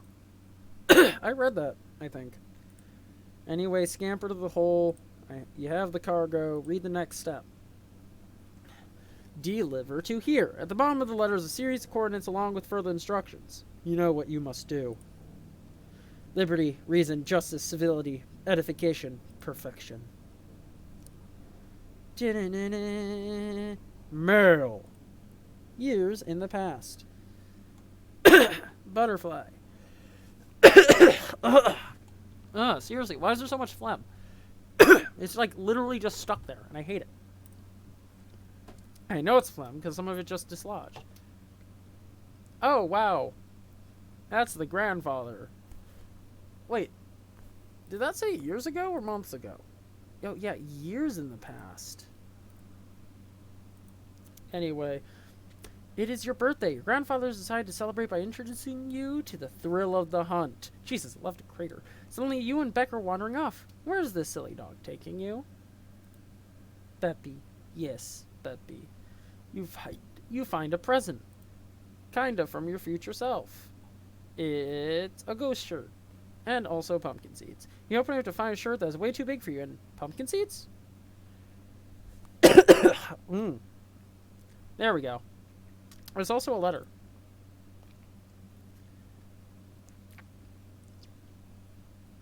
Dear Jade, happy birthday. It's hard to thank you enough for your friendship over the years. Heck, if it weren't for you, I wouldn't have met Rose and Dave. So that's like 3 times the friendship. That's almost like too much friendship. I only wish I could get you something for your birthday that could remotely make up for what you've given me. Of course that's impossible. So here's a couple silly things anyway. I went to a weird Asian store the other day and saw this red shirt, so I got it and wearing it now. There's a blue one too, which was way more awesome, and I wanted you to have it. I want you to. I know you like green a lot, but maybe you'd like to try wearing blue sometime. I bet that you'd look like $1,000,000. Also, I know you've been frustrated lately about how your pumpkins keep disappearing. Well, I can't begin to explain why that's happening. All I can do is give you that so that you can plant some more. Don't give up, Jade. Wherever those dumb old pumpkins went off to, I'm sure you know the fun is growing them and taking care of them until they're ready. Whew. Gotta head out to the post office so this doesn't get to you too late. Talk to you soon. Go see Trickster John. Beppy. Yes, Beppy. You've seen 2 Beppy, I think. No. 1 Beppy? We've seen Jane as Beppy. Have we seen anyone else as Beppy? We haven't seen Dave as Beppy, for sure. We have seen Rose as Beppy. Rose is the person we see as Beppy. Who is this John claiming to be your friend? And these other friends he mentions? Or whoever he is, you think he might be onto something. Blue is a very pretty color. Also growing some pumpkins sounds like it could be fun. Maybe you'll ask Grandpa if you can use atrium to do some gardening. This will be exciting. Wop. Wop. I'm actually gonna save this. Wop. You bear the vicious brunt of this story transition directly in the face. You're getting really tired of this feisty man and his busy fists. Jack, kill John's dad yourself. Here, stick this in your pipe and bleed to death slowly. Oh shit, he sets his hair on fire. Yep, we saw Beppy Rose. Oh, he takes out the jester hat too. You release the prisoner. He is free to go. Jade, play guitar to summon giant lily pads.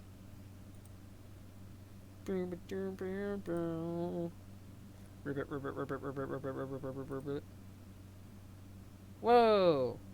Crazy looking thing. Dave, install the beta. Oh wow, it's almost 11. I think I'm gonna go to 11:30 or whenever this act ends. Probably 11:30. Since I did start 30 minutes late. So, then again, I don't know. Either 11:30, 12, or end of Act 3. Whenever seems most appropriate. Okay, anyway. Alright, I'm installing this game finally. Where are you doing this, man? Yeah, you could almost say we're making this. We're making this. Go on. What is it? We're making this. Transpire. Excellent. Let's make this. Let's make shit take place. Enter. The burning. Loading. Dink. Ah, this loading screen again. Hmm.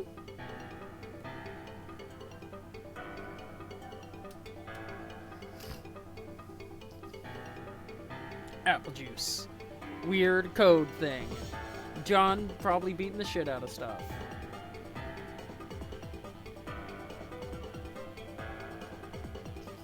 Jade looks at the weird hieroglyphics.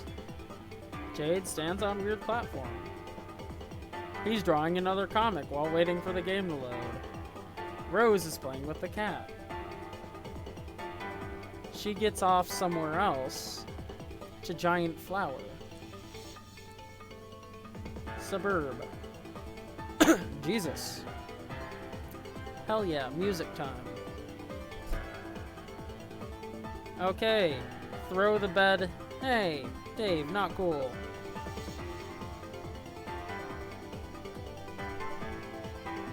Okay, this weird thing also has a countdown.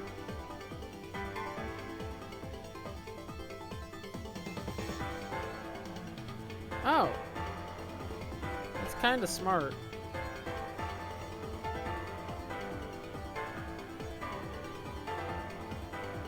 Oh, she fell asleep again.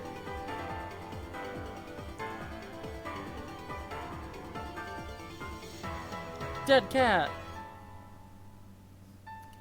Oh no. The wizard hand.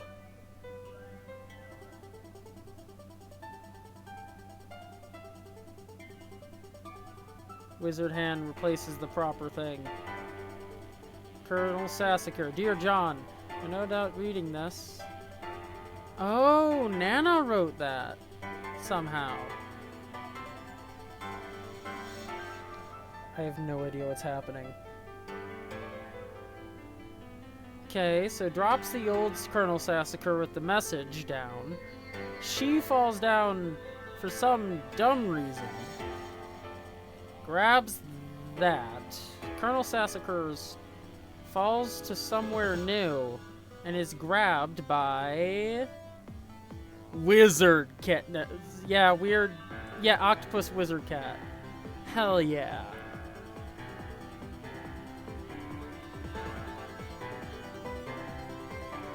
Portal.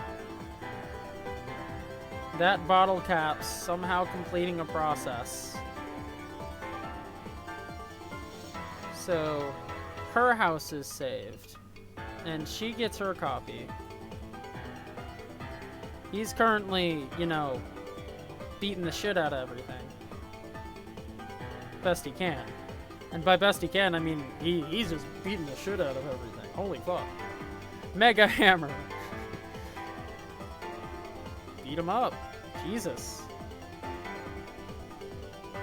Give me back my dad's hat, you fucking ass. No, Bill Cosby computer. Bounce into the Ascension portal. Okay. So that was a lot to process. So now Rose is officially in the game. Jade went down to a weird flower thing, which has her copies of Suburb somehow.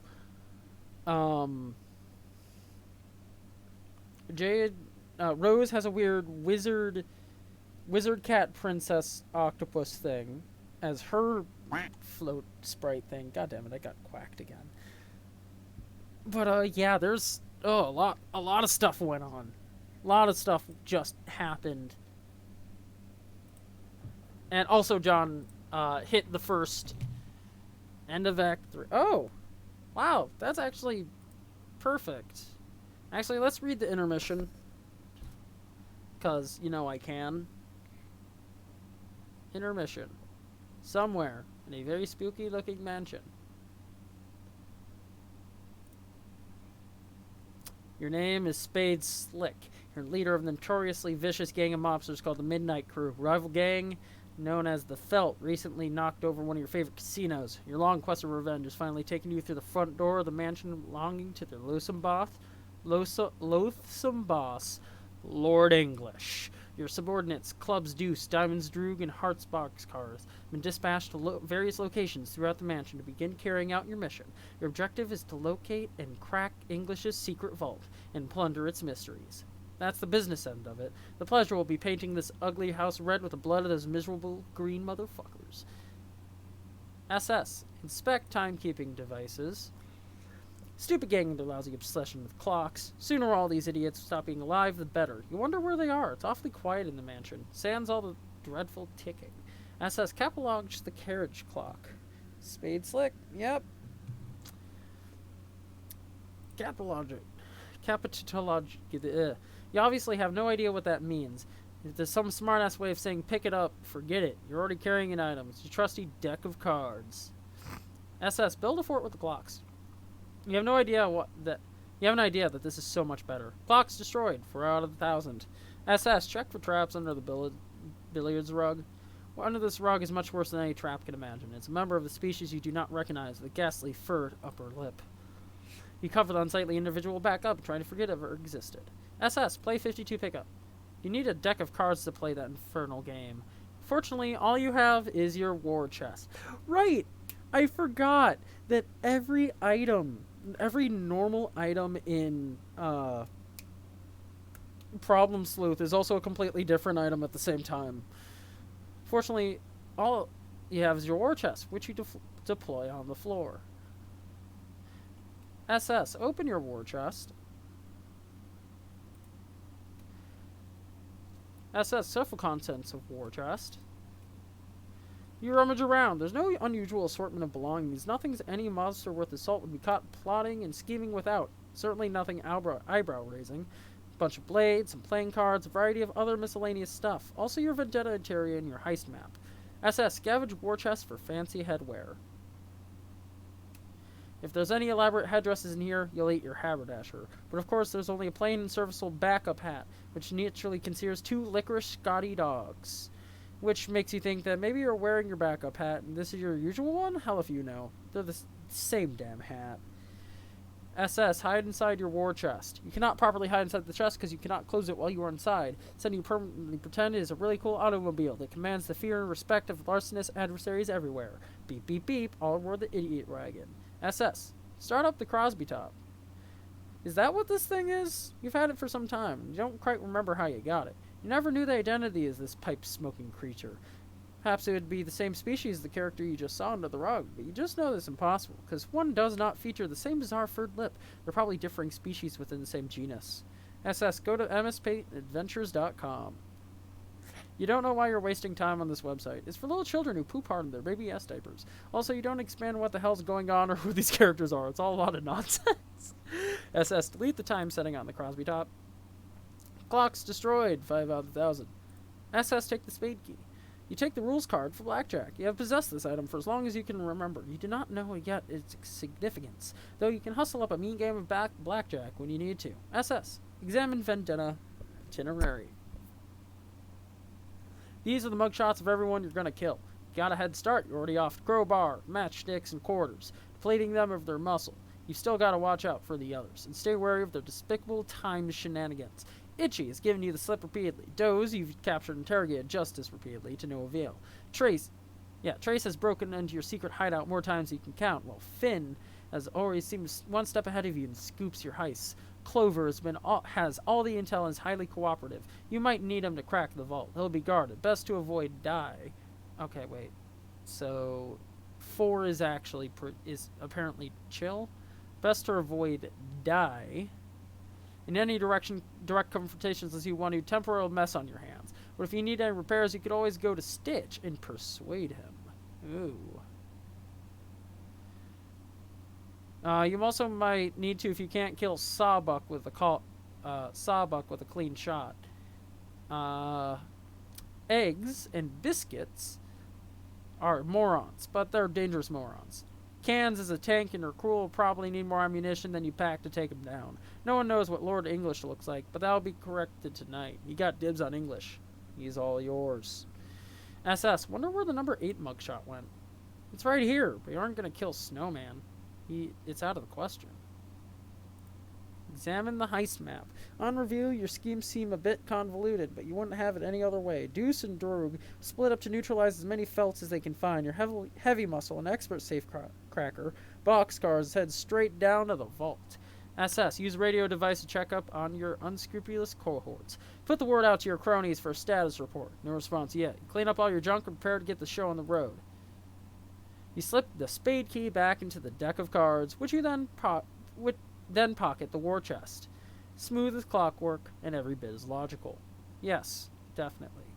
SS, enter the hallway near the main entrance. Funny, you didn't hear any commotion or gunplay, but it looks like there's already been some action here. Or there will be. You can never take tents for granted with these goons. 13 out of 1,000 clocks destroyed, apparently. Looks like Club's Deuce is getting back to you. He says he's got Doze tied up for interrogation. Ask him what else is new. Capturing that guy is like shooting a paralyzed monkey in the face. SS, B Hearts boxcars. The strong. Oh, sorry, you're now Club's Deuce. Club's Deuce? Ravama. He remains tight-lipped, so you deal him a senseless shin-dribbing with your crook of felony. Oh, the humanity, he can barely watch. Oh god, he's probably still using his special ability to slow down time for himself. He can't feel a damn thing. He certainly isn't saying anything, apart from a very low noise which could be him saying ow very, very slowly. CD, punch clocks in the face to establish chronology. Why would you do that? All these clocks are lovely. You see no reason to harm them. 987 out of 1,000 clocks unharmed. CD, swap hats with Doze. You begin a feeble campaign of psychological warfare. Perhaps compromising his fashion motif will be a way to get to him. Nope, looks like he's still in his weird state of stasis and doesn't care. Either that or it's driving him nuts, just very slowly. CD, dump the contents of your war chest over him. War chest? What are you talking about? All you have is this simple, unassuming deck of cards. Also, there's someone behind you. CD, play some solitaire. Don't be stupid. To play solitaire, you need a deck of cards. You don't see a deck of cards. All you see is your battle robe. CD, throw the hat down and stomp on it mercilessly. Oh no, it's itchy. It looks like he's all wound up. He unties Doze and quickly swaps everyone's hats around. Doze proceeds to make a fleet-footed getaway. The chase is on. SS, stop being Hearts boxcars. Alright, you're the boss. Hawks boxcars you ain't. Someone has replaced your plain and serviceable hat with a silly, undersized one. Outrage beyond compare. You're sure you know who the culprit was, but you can still smell his overcaffeinated blood. 986 out of 1,000 clocks shown mercy. SS, lift left leg and hold it a little ways in the air. Oops. Fucking got him. Yeah, he's fucking dead. SS, wear CD's tab on top of your current one. You're already wearing Deuce's hat, you fool. The one on the floor is Droog's hat. This is exactly why you keep a backup hat on hand. This son of a bitch on the floor has played his last game of musical hats. Soon these lugs will learn how to show you some respect. He made this town what it is, after all. Wasn't nothing but a bunch of dust and rocks before you got here. SS, wear a backup hat. You deploy your war chest just on his dead body. Swap the stinky little hat for one more suited to your taste. Wait a minute. Thank God your precious Scotty dogs are still in here. You don't know what you'd do without them. You don't want to even think about it. Dye makes his usual sort of interest, the nonplussed, vaguely bewildered sort. SS, be Diamond Droog. You got it, Club's Deuce it is. You've opened your wardrobe and searched for your backup hat. You also need some more rope to retie Deuce, who's absolutely tearing through the mansion as we speak. If you don't hurry, you may clear the chair within the hour. It's a big mess. You mostly just see a bunch of bombs and cards. Huh? Not sure what's what. You never remember which card to pick up. You can't believe how shitty your memory is. CD, grab the Deuce of Clubs. You pick up 2 licorice gummy bears. These need to be stored for safekeeping as soon as possible. Finding your backup has never been more urgent. Pick up all the cards and throw them at Doze. Pick up a bunch of cards and fling them Dozeward. Doesn't accomplish a whole lot other than put some of your private reading material on embarrassingly public display. I don't know what that says. Licorice, licorice, licorice. CD, pick a card. Any card. You're a busy guy, so just pick up any old thing and put on your head. Since you're in a big hurry, you'll assume that as your backup hat. You stand nearby the two remaining cards on the floor, an off-suited king and jack. Pick up card depicting stately blonde-haired fellows. You aren't going to stand Jack King off all day, so you grab the Jack of Diamonds. Oh, here's your fancy backup hat. Problem solved, you guess. CD. Forget your CD, believe your heart's boxcars. You suddenly remember you're a Diamonds Droog. Whoever took your hat is about to discover he's the unluckiest man on earth. You better hope you find him dead. What are you going to do to him will be much less painful that way. DD. Wear your backup hat. You don't have a backup hat. You don't have a backup hat. All you got is this deck of cards. Oh, wait, yes, you do. Stash away in your Brawlzaleum. DD, retrieve hat from Brawlzaleum. You're the only member of this band of thugs who's civilized enough to keep more than one backup hat, as well as an extensive array of finely tailored suits. Brawlzaleum seemed like the best storage option for exceptional wardrobe. If there's any better sort of compartment to keep your wardrobe in, you'd love to hear it. There's also a shitload of guns and cards in there, too. You put on a backup hat. DD, withdraw licorice fish from backup hat. Whew, your Swedish fish are there. That's why it's a good idea to always store your candy in your backup hat, rather than your usual one. Other members of your gang have learned this the hard way, and you're finally starting to catch on. Suddenly you get cold clock in the face from the future. You know the knuckles belong to you know the knuckles belong to that sucker punch anywhere. The future. Trace always knows where you've been. The spineless rat likes to follow your past trail around and mess with you. Oh boy. Trouble is, whenever he does, he lets him know exactly where he's going to be in the future. This time you'll be ready for him. Radio dues for backup. Give him a time and place and exactly which path through the mansion to take. DD, resume pursuit of wounded felt member. You don't know if the guy went up the stairs or came down, or who wounded him, and when. May have been you, for all you know. DD, follow trail of blood up the stairs. Can't overthink this time stuff. Go with your gut and head upstairs. CD, follow Diamond Droog's instructions. You're giving a quick 10-4 of the radio. Take another look at your prisoner. He's lucked out. Looks like 2 of your brutal interrogations will have to wait. You couldn't find any rope, so you tied him up with a Stretch Armstrong doll, which you happen to have lying around. You don't remember how you got it. Looks sort of dumb, but it'll have to do. CD, just lock Doze in the battledrobe. Time to hit the road. You beat your hostage in the back of your battledrobe with the bull penis cane. Wait, this is a bull penis cane? Flip the fuck out over the fact that it's apparently a bull penis cane. Meanwhile, running through roughly parallel with present events.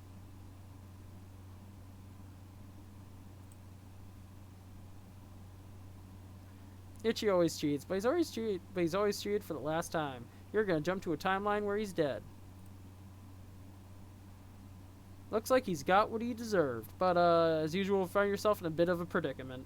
SS, make friends with Die. You introduce your cast iron horse hitcher to your new friend. Bull Penis Cade. Hell yeah. Thanks, chat, for agreeing with me. Die scrambles for a pin he's been saving for special occasions. How many times does he have to tell you? He made this town.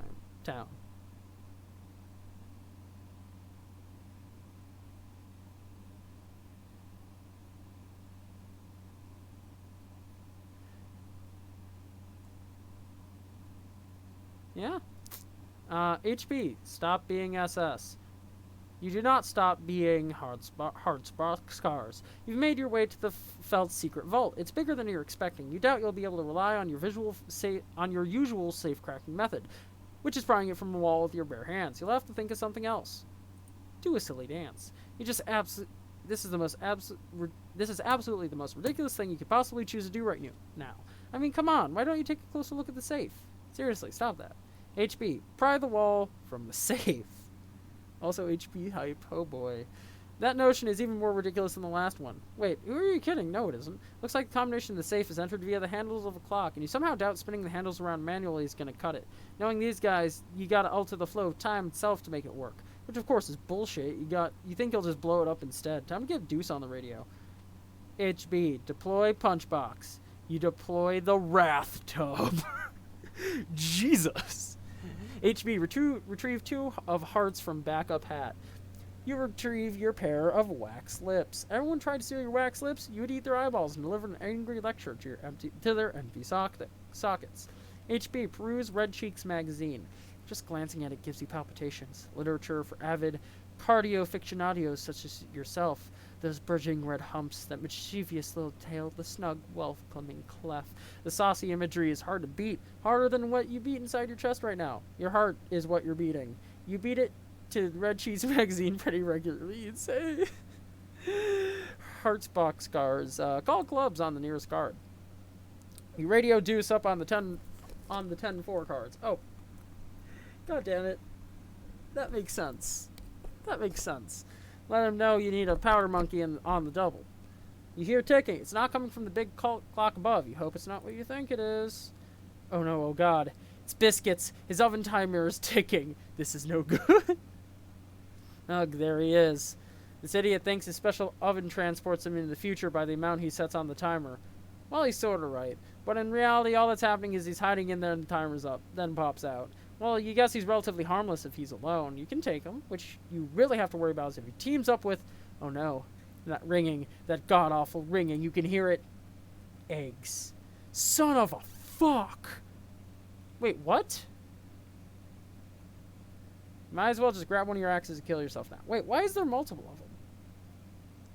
In the future, you've already followed the path through the mansion that Droog told you to. Trace followed Droog's past trail even further back, but found a much fresher trail crossing his path. Looks like this little guy's talking on the radio. Says something about how he'll be right there once he gives Droog a hand. Besides, he'll trace the guy for a while, see what he's up to, and then mess with him, of course. In the present, you talk on the radio. Say something about how you'll be right there once you give Droog a hand. DD, take a good look around the new room you're in. Eggs, son of a fuck. Yeah. God damn it, another quack. Looks like the trail of blood ends here. Or originates. Whatever. Something went down here in the past, or is about to go down in the future. You know what, never mind. 21 out of 1,000 clocks destroyed, apparently. Hang on, there's a tooth on the floor. You know that tooth. You felt its bite before. Finn was here. Judging by the forensic of the scene, the angle it hit the floor and the direction of the blood splatters and how dry the blood is, you think exactly what he's about to pull. More specifically, what he's about to already have pulled. Finn always knows where you're going. Okay. He followed your future trail here. He likes to mess with you from the past. Trouble is, he tips you off to where he's been. This time, you're ready. Wait for it. Wait for it. Now. Oh, okay, so when he temporarily goes to the future to mess with you, you know exactly where he's gonna be. The past. Pew, pew, pew, pew. Predestined bullet holes are convenient. Gives you something to aim for. That's actually funny. 7 out of 21 clocks redestroyed. In the past. Rematerialize. That doesn't make any sense. You never went anywhere. Dai realizes this is the cost of settling the score with you in this way. The cost is having to live in a desert amongst the ruins of dead civilization for the rest of his life. He thinks that's stupid, so he pulls your pin. SF, help the green man live up to his name. Oh, Jesus. So, that crosses them off the list. SS, take the voodoo doll. He grabs the voodoo doll and stick his pin in there for good measure. Might as well keep track of everyone you've offed this way, too. Not you intend to abuse its power to settle your score. What a point if you're not going to get your hands dirty. Still, it might come in handy down the road. Lord English is supposedly indestructible. He's rumored only be killable only through number of glitches and exploits in space-time. The doll may ultimately help you work the system if it comes down to that. SS, clocks, destroy them. Oh, die has die. You sure do. More clocks destroyed. 5 out of 15 green torsos dead.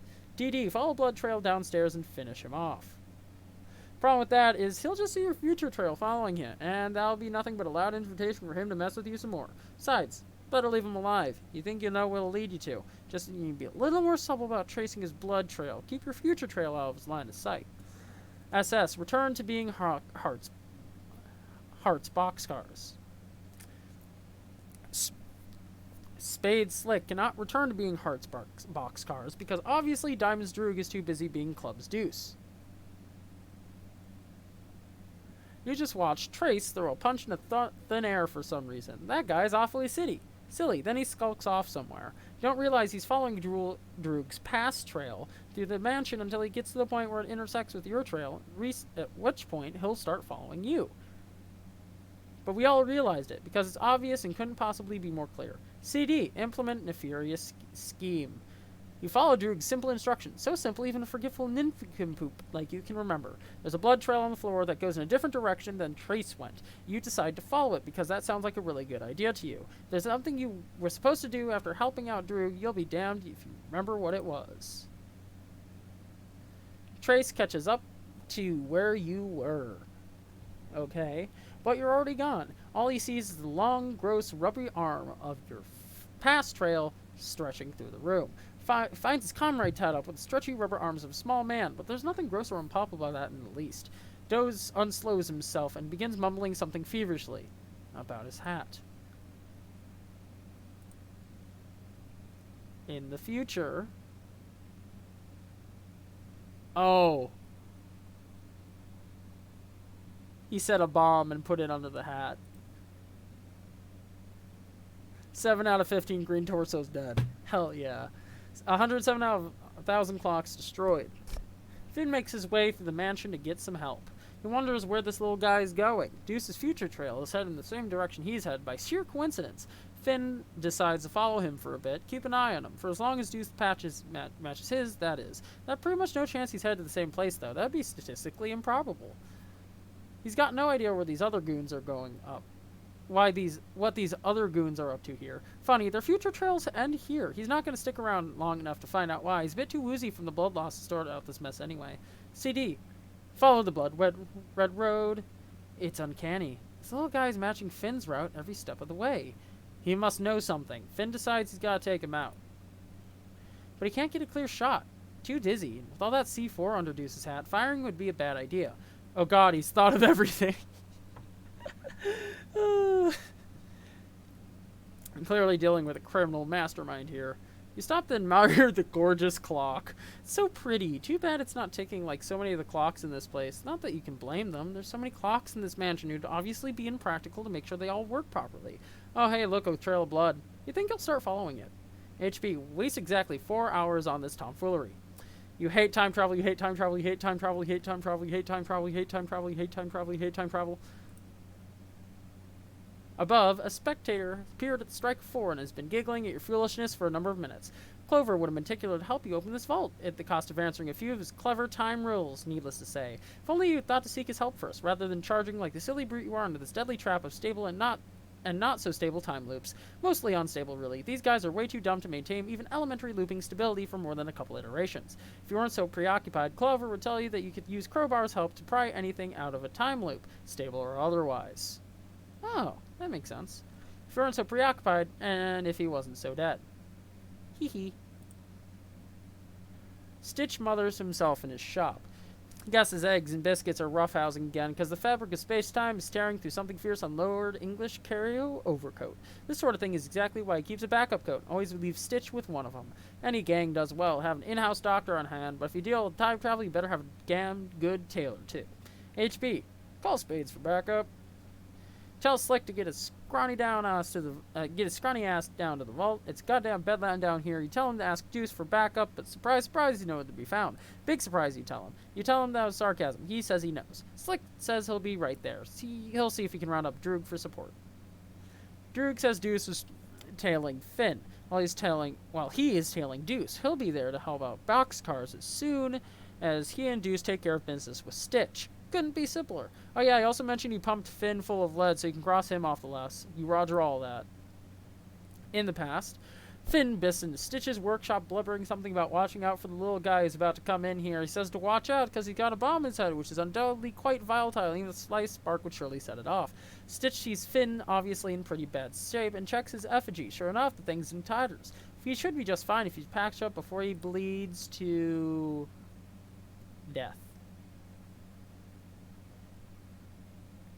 Death. 8 out of 15 green torsos dead. Hell yeah.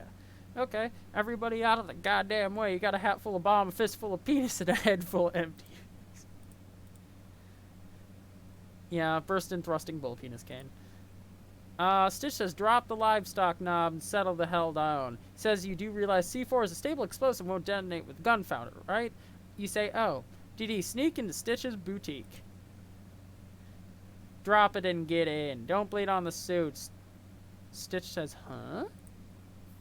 You admit you thought carrying an imprisoned tailor wherever you go is gratifying for personal reasons, but in case of keeping him alive, should be useful in dealing with English later.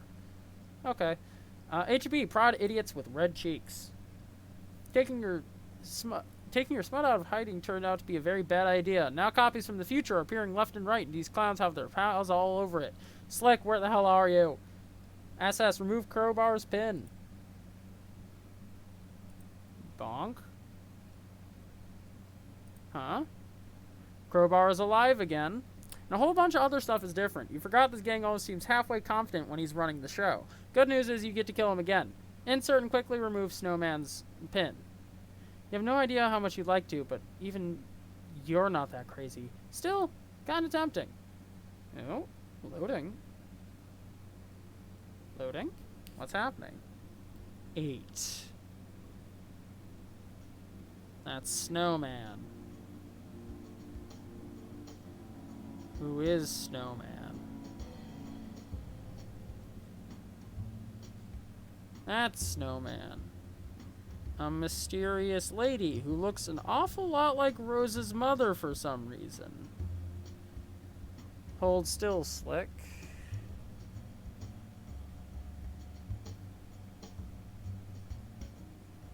Something in your eye.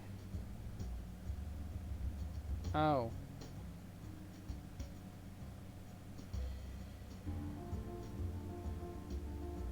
She looks like a member of the Midnight Gang, or whatever. And also, she looks a lot like Rose's mom. Everyone ceases gunplay when Snowman's around. If you kill her, you destroy the universe. Oh. SS, remove knife from eye. It's not a knife, it's Snowman's cigarette holder. All you know is she's gonna have a hell of a time getting it back. SS, give it to Sawbuck. You chuck the lance at Sawbuck. Jesus. Of course, it's only a flesh wound. Seems like the only sort of wound you can ever inflict on a corpulent lummox. Consequently, you and he both jump to a random point in the timeline. This looks like to be in the recent past when Stitch and Crowbar were setting up the crates for imminent gunfight, which is very thoughtful of them. Your goon should be showing up any minute with a heavy firepower. For now, you got the drop on everyone. SS, kill something out of rage and frustration. Stitch gets the business out of your saber rattle. He's dead, in this timeline at least. SS, bring knives to the gunfight. Where do you think you're going, fatty? You'll deal with him in a minute. You whip out your double-edged sword and Occam's razor. Occam's razor, Crowbar's head. Make it happen. Crowbar respects the King of Spades and Sawbuck's unmissable carriage. You jump far into the past. Years in the past. This is to say the present for the time being. A curious straggler eyes impromptu desert skirmish. He dismisses them as a bunch of ill-mannered rogues warranting no further investigation, although he gives a small nod of approval to the plain and serviceable hat worn by one of the combatants, which strikes him as an absolutely smashing display of good fashion sense. SS, hit Crowbar in the head. You can't kill him yet. You need him alive to return to the original timeline. You will be taking that Crowbar, though. Stuff him in your deck of cards. You cram him in the war chest. Sawbuck, you need to keep alive too for the moment. Not to return to the right timeline, but to the right time. Speaking of which, where's that tubby think he's running off to? Rolling off to? SS, just go stab Sawbuck until time shenanigans stop. You trade him to a bit of the old bait and switch blade. You appear in the future. You guess this is after the gunfight is over. The gunfight that never took place since you kidnapped everyone who was supposed to be involved. Looks like only Boxcars is here. SS, carry Sawbuck like Titan Atlas would carry the world. You order Hops to drop his tub in the double before this fat lard puts you in a wheelchair. If you take Sawbuck back to your own time and kill him there, that would save you the trouble of hunting him down. Might as well take Stitch too. Maybe. You're not really sure if that's how it works. You don't really care though. You dump him in the Wrath tub, then stick the tub in your own deck of cards. But you give Boxcars his sordid literature, which he's carelessly left in plain sight. No one will ever catch you leaving your smut around. Even if you did, that copy of Terry or Fancy Magazine would belong to anybody. No one could prove nothing. SS, stick Crowbar's pin back in again. You go back to your original timeline, but now, stuffed in your chest, you have a live Crowbar from another timeline. Brought to the timeline, you're supposed to be dead. So you guess now he's alive in this timeline, which is part defined by his death? Okay, whatever. You should probably just kill him again anyway. Also, Sawbuck from another timeline is in there, too. So you guess now there's 2 Sawbucks? This is getting kind of dumb. You open the chest, releasing them both. Crowbar doesn't look too pleased. You deflect his gunfire into the awesome gravitational pull of Sawbuck's astonishing girth. Everybody to the past. You dodge his next round, too. Seems Sawbuck from this timeline, aka the real one, was in this room at some point in time. He and Crowbar exchanged bullets. Off they go. No doubt they go on to spend the rest of their ammunition peppering each other throughout the timeline, destroying all these clocks in the process between now and the present. I guess that explains the mess when you got here. Thank God you figured that out. You have surely lost sleep over it. 20 out of 107 clocks redestroyed for the first time eventually. You know what? Never mind. SS, take a moment to think up some time-based one-liners. Okay, you think you got one. Time travel can sure be a double-edged sword. Wait, that was awful. Like, really bad. You could probably do better than that. Let's see. Sorry to time's running. No, fuck. You ask yourself from past for a little help. Time, something about time. Time being up. No, wait. How about some kind of clock pun? No, wait, damn it. Will you just listen? You're almost on to something. Time is... Screw this. Too many cooks in the kitchen. Oh, and just what does this quivering mound of blubber think he's up to? Stab first, utter puns later. Just as you hear your past self asking what happened to your eye, you jab Sawbuck with your butterfly effect knife. You remember a little while ago asking yourself about your eye, not giving yourself an answer just before disappearing. Maybe if you stopped and thought about it for a second, you could have warned yourself and avoided the whole mess, albeit in the process of creating a paradox. Your strict policy of stabbing first and asking questions later prevents it. You're sure your past self understands/understood. You're sure of this because you very clearly remember understanding/understooding. Of course. You are now past Spade Slick again. You're about to pull Crowbar's pin. You guess all that stuff from your future self and Sawbuck originally happened in this room while we were all watching something else, like Diamond Droog or something. That makes sense. Remove Crowbar's pin. Go back through the process. A whole bunch of shit happens that we already saw. Anyway, be the future Slade Slick.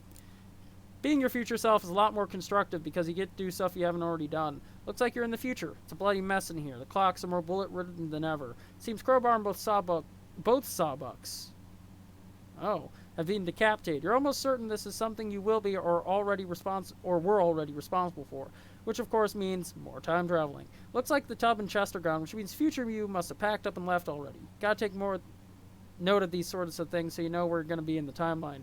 You notice something on the wall over there. One of the clocks that wasn't destroyed before is now bloody and full of holes. Not especially noteworthy. You just have a feeling you should register this fact. Okay. Quickly remove the lance from Sawbuck. You pry the cigarette holder from his torso. Whoops, another time jump. Tub of Goo keeps going for his gun. Wide body's gotta settle his big ass down. You should really incapacitate him without inflicting another wound. Knock him unconscious. Count some sheep, bitch.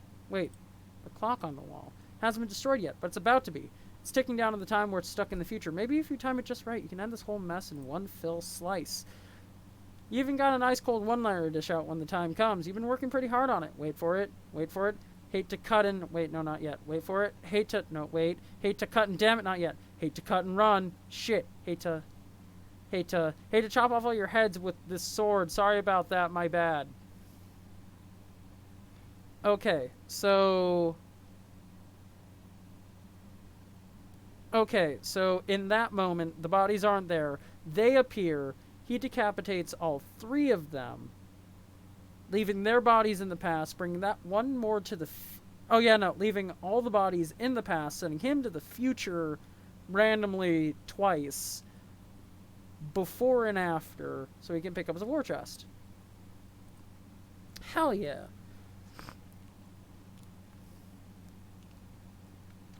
9 out of 15 green torsos, 10. Still waiting to explode, I think. But yeah, dead. Green torsos, deadened twice. 2 out of 9 green torsos, deadened twice. Sorta dead. Dead times 2. Deader.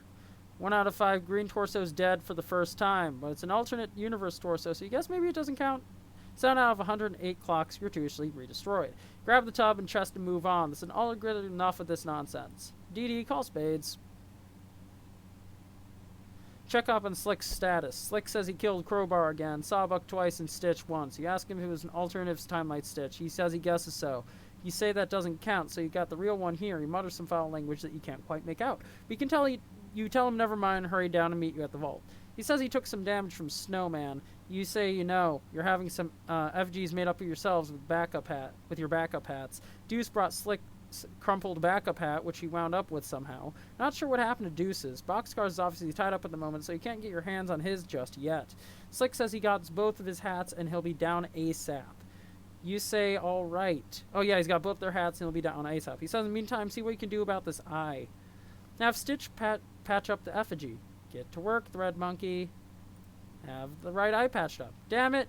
The sprite was faced the wrong way. Get Diamonds on the radio and tell him to undo it and wait until you're turned around. He says it's the right eye, right? You're facing left or right. It says only right when it's facing left, and it's the left eye when you're facing right. He says, oh, so it's the left right eye. You said, yeah, but hang on a minute. You'll turn around, so it's right, left. Okay, he'll wait. Perfect painter quack. There we go. That's better. Arm yourself in case Can shows up. Can shows up, none of these weapons you got are going to do any good. You admire the lance at the moment. It's a pretty sweet weapon with outstanding craftsmanship. See if you got something out of the eye gouging. She'll have to pry this thing from your reverence as she wants it back. God damn it, another quack. SS. Ride around on horse hitcher pretending to joust. Yeah.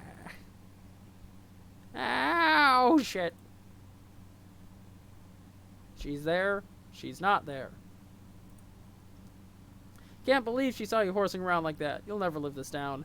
DD, shoot up Biscuit and Egg's effigies. Switch keeps their effigies in a big warehouse several miles away because they're ridiculous duplication tendencies. You're sure as hell not going to drive all the way over there, so you just shoot them in person. Okay, so I don't understand the two of them. Okay, so the one guy can't duplicate, he just sits in an oven. But the other one seems to be able to duplicate or something, like repeatedly, and also bring copies of the other guy with him. Something like that. This was such an unbelievably terrible idea. SS. Charge! This is incredibly biznasty. This is incredibly silly. Oh yeah, problem sleuth. Hell yeah.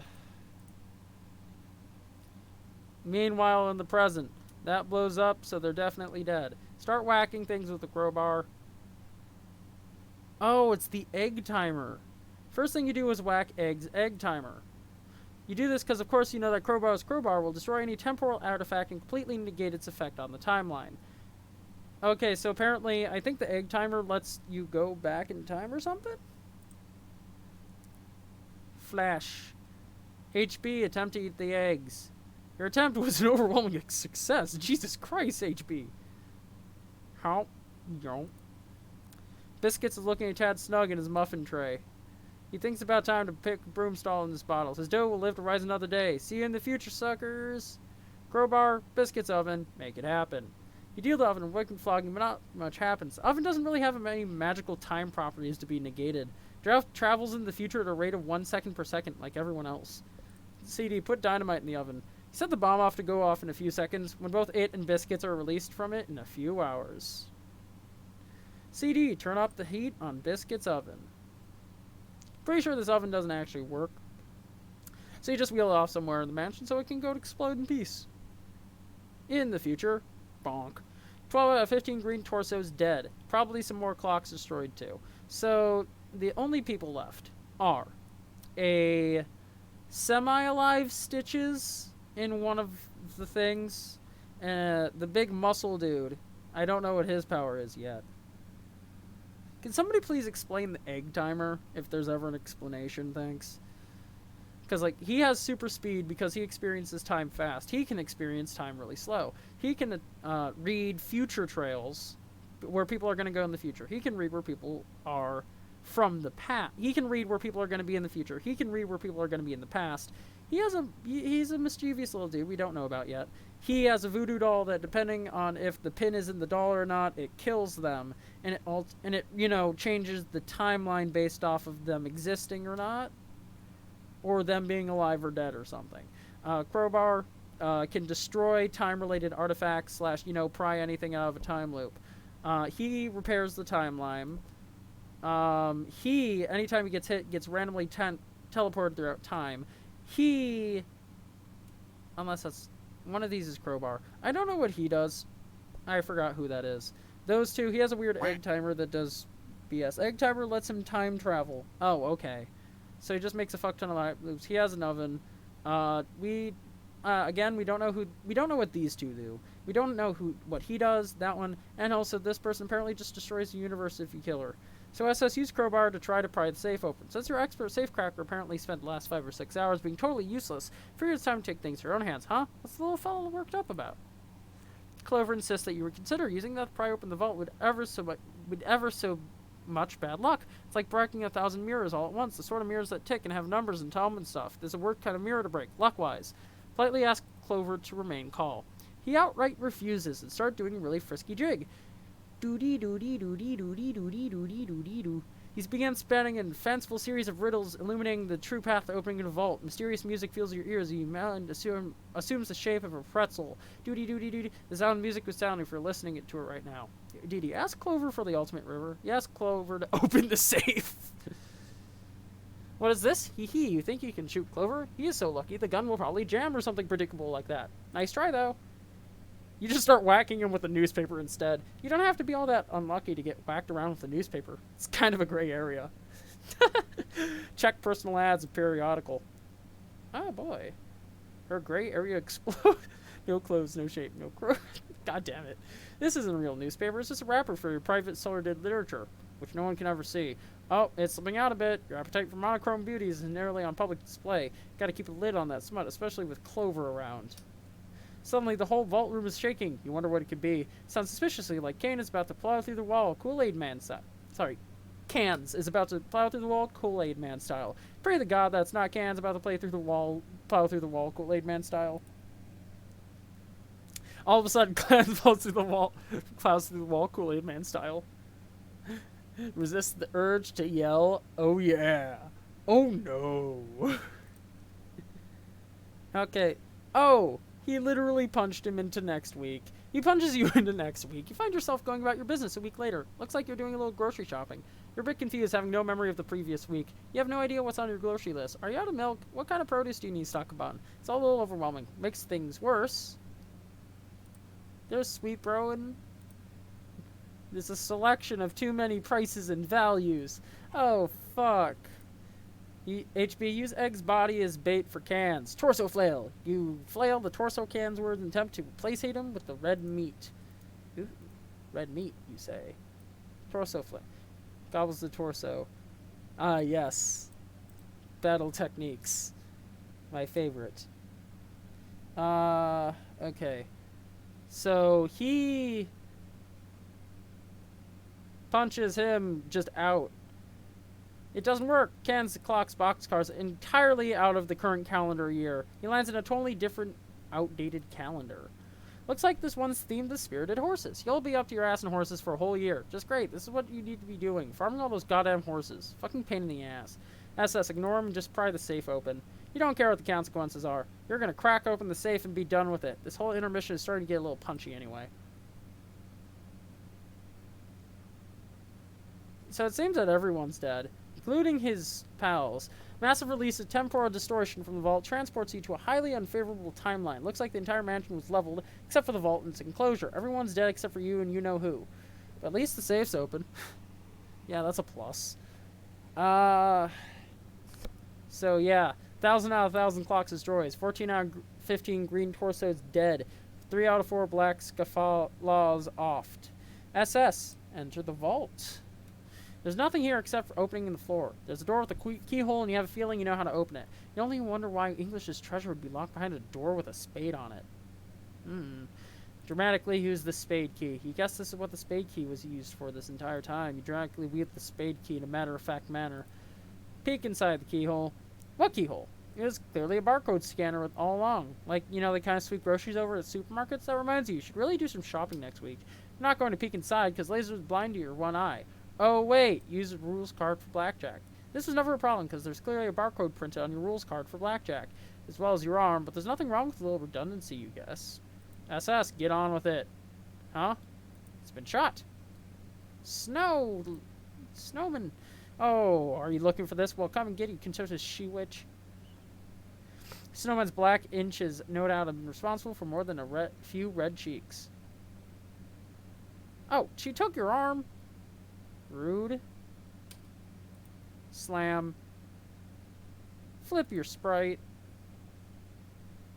Turn wise. Sprite flip. You gotta flip it, turn ways. Scan the barcode. Oh. Homestuck symbol. Down the letter you go. Into a very familiar looking facility. This guy again?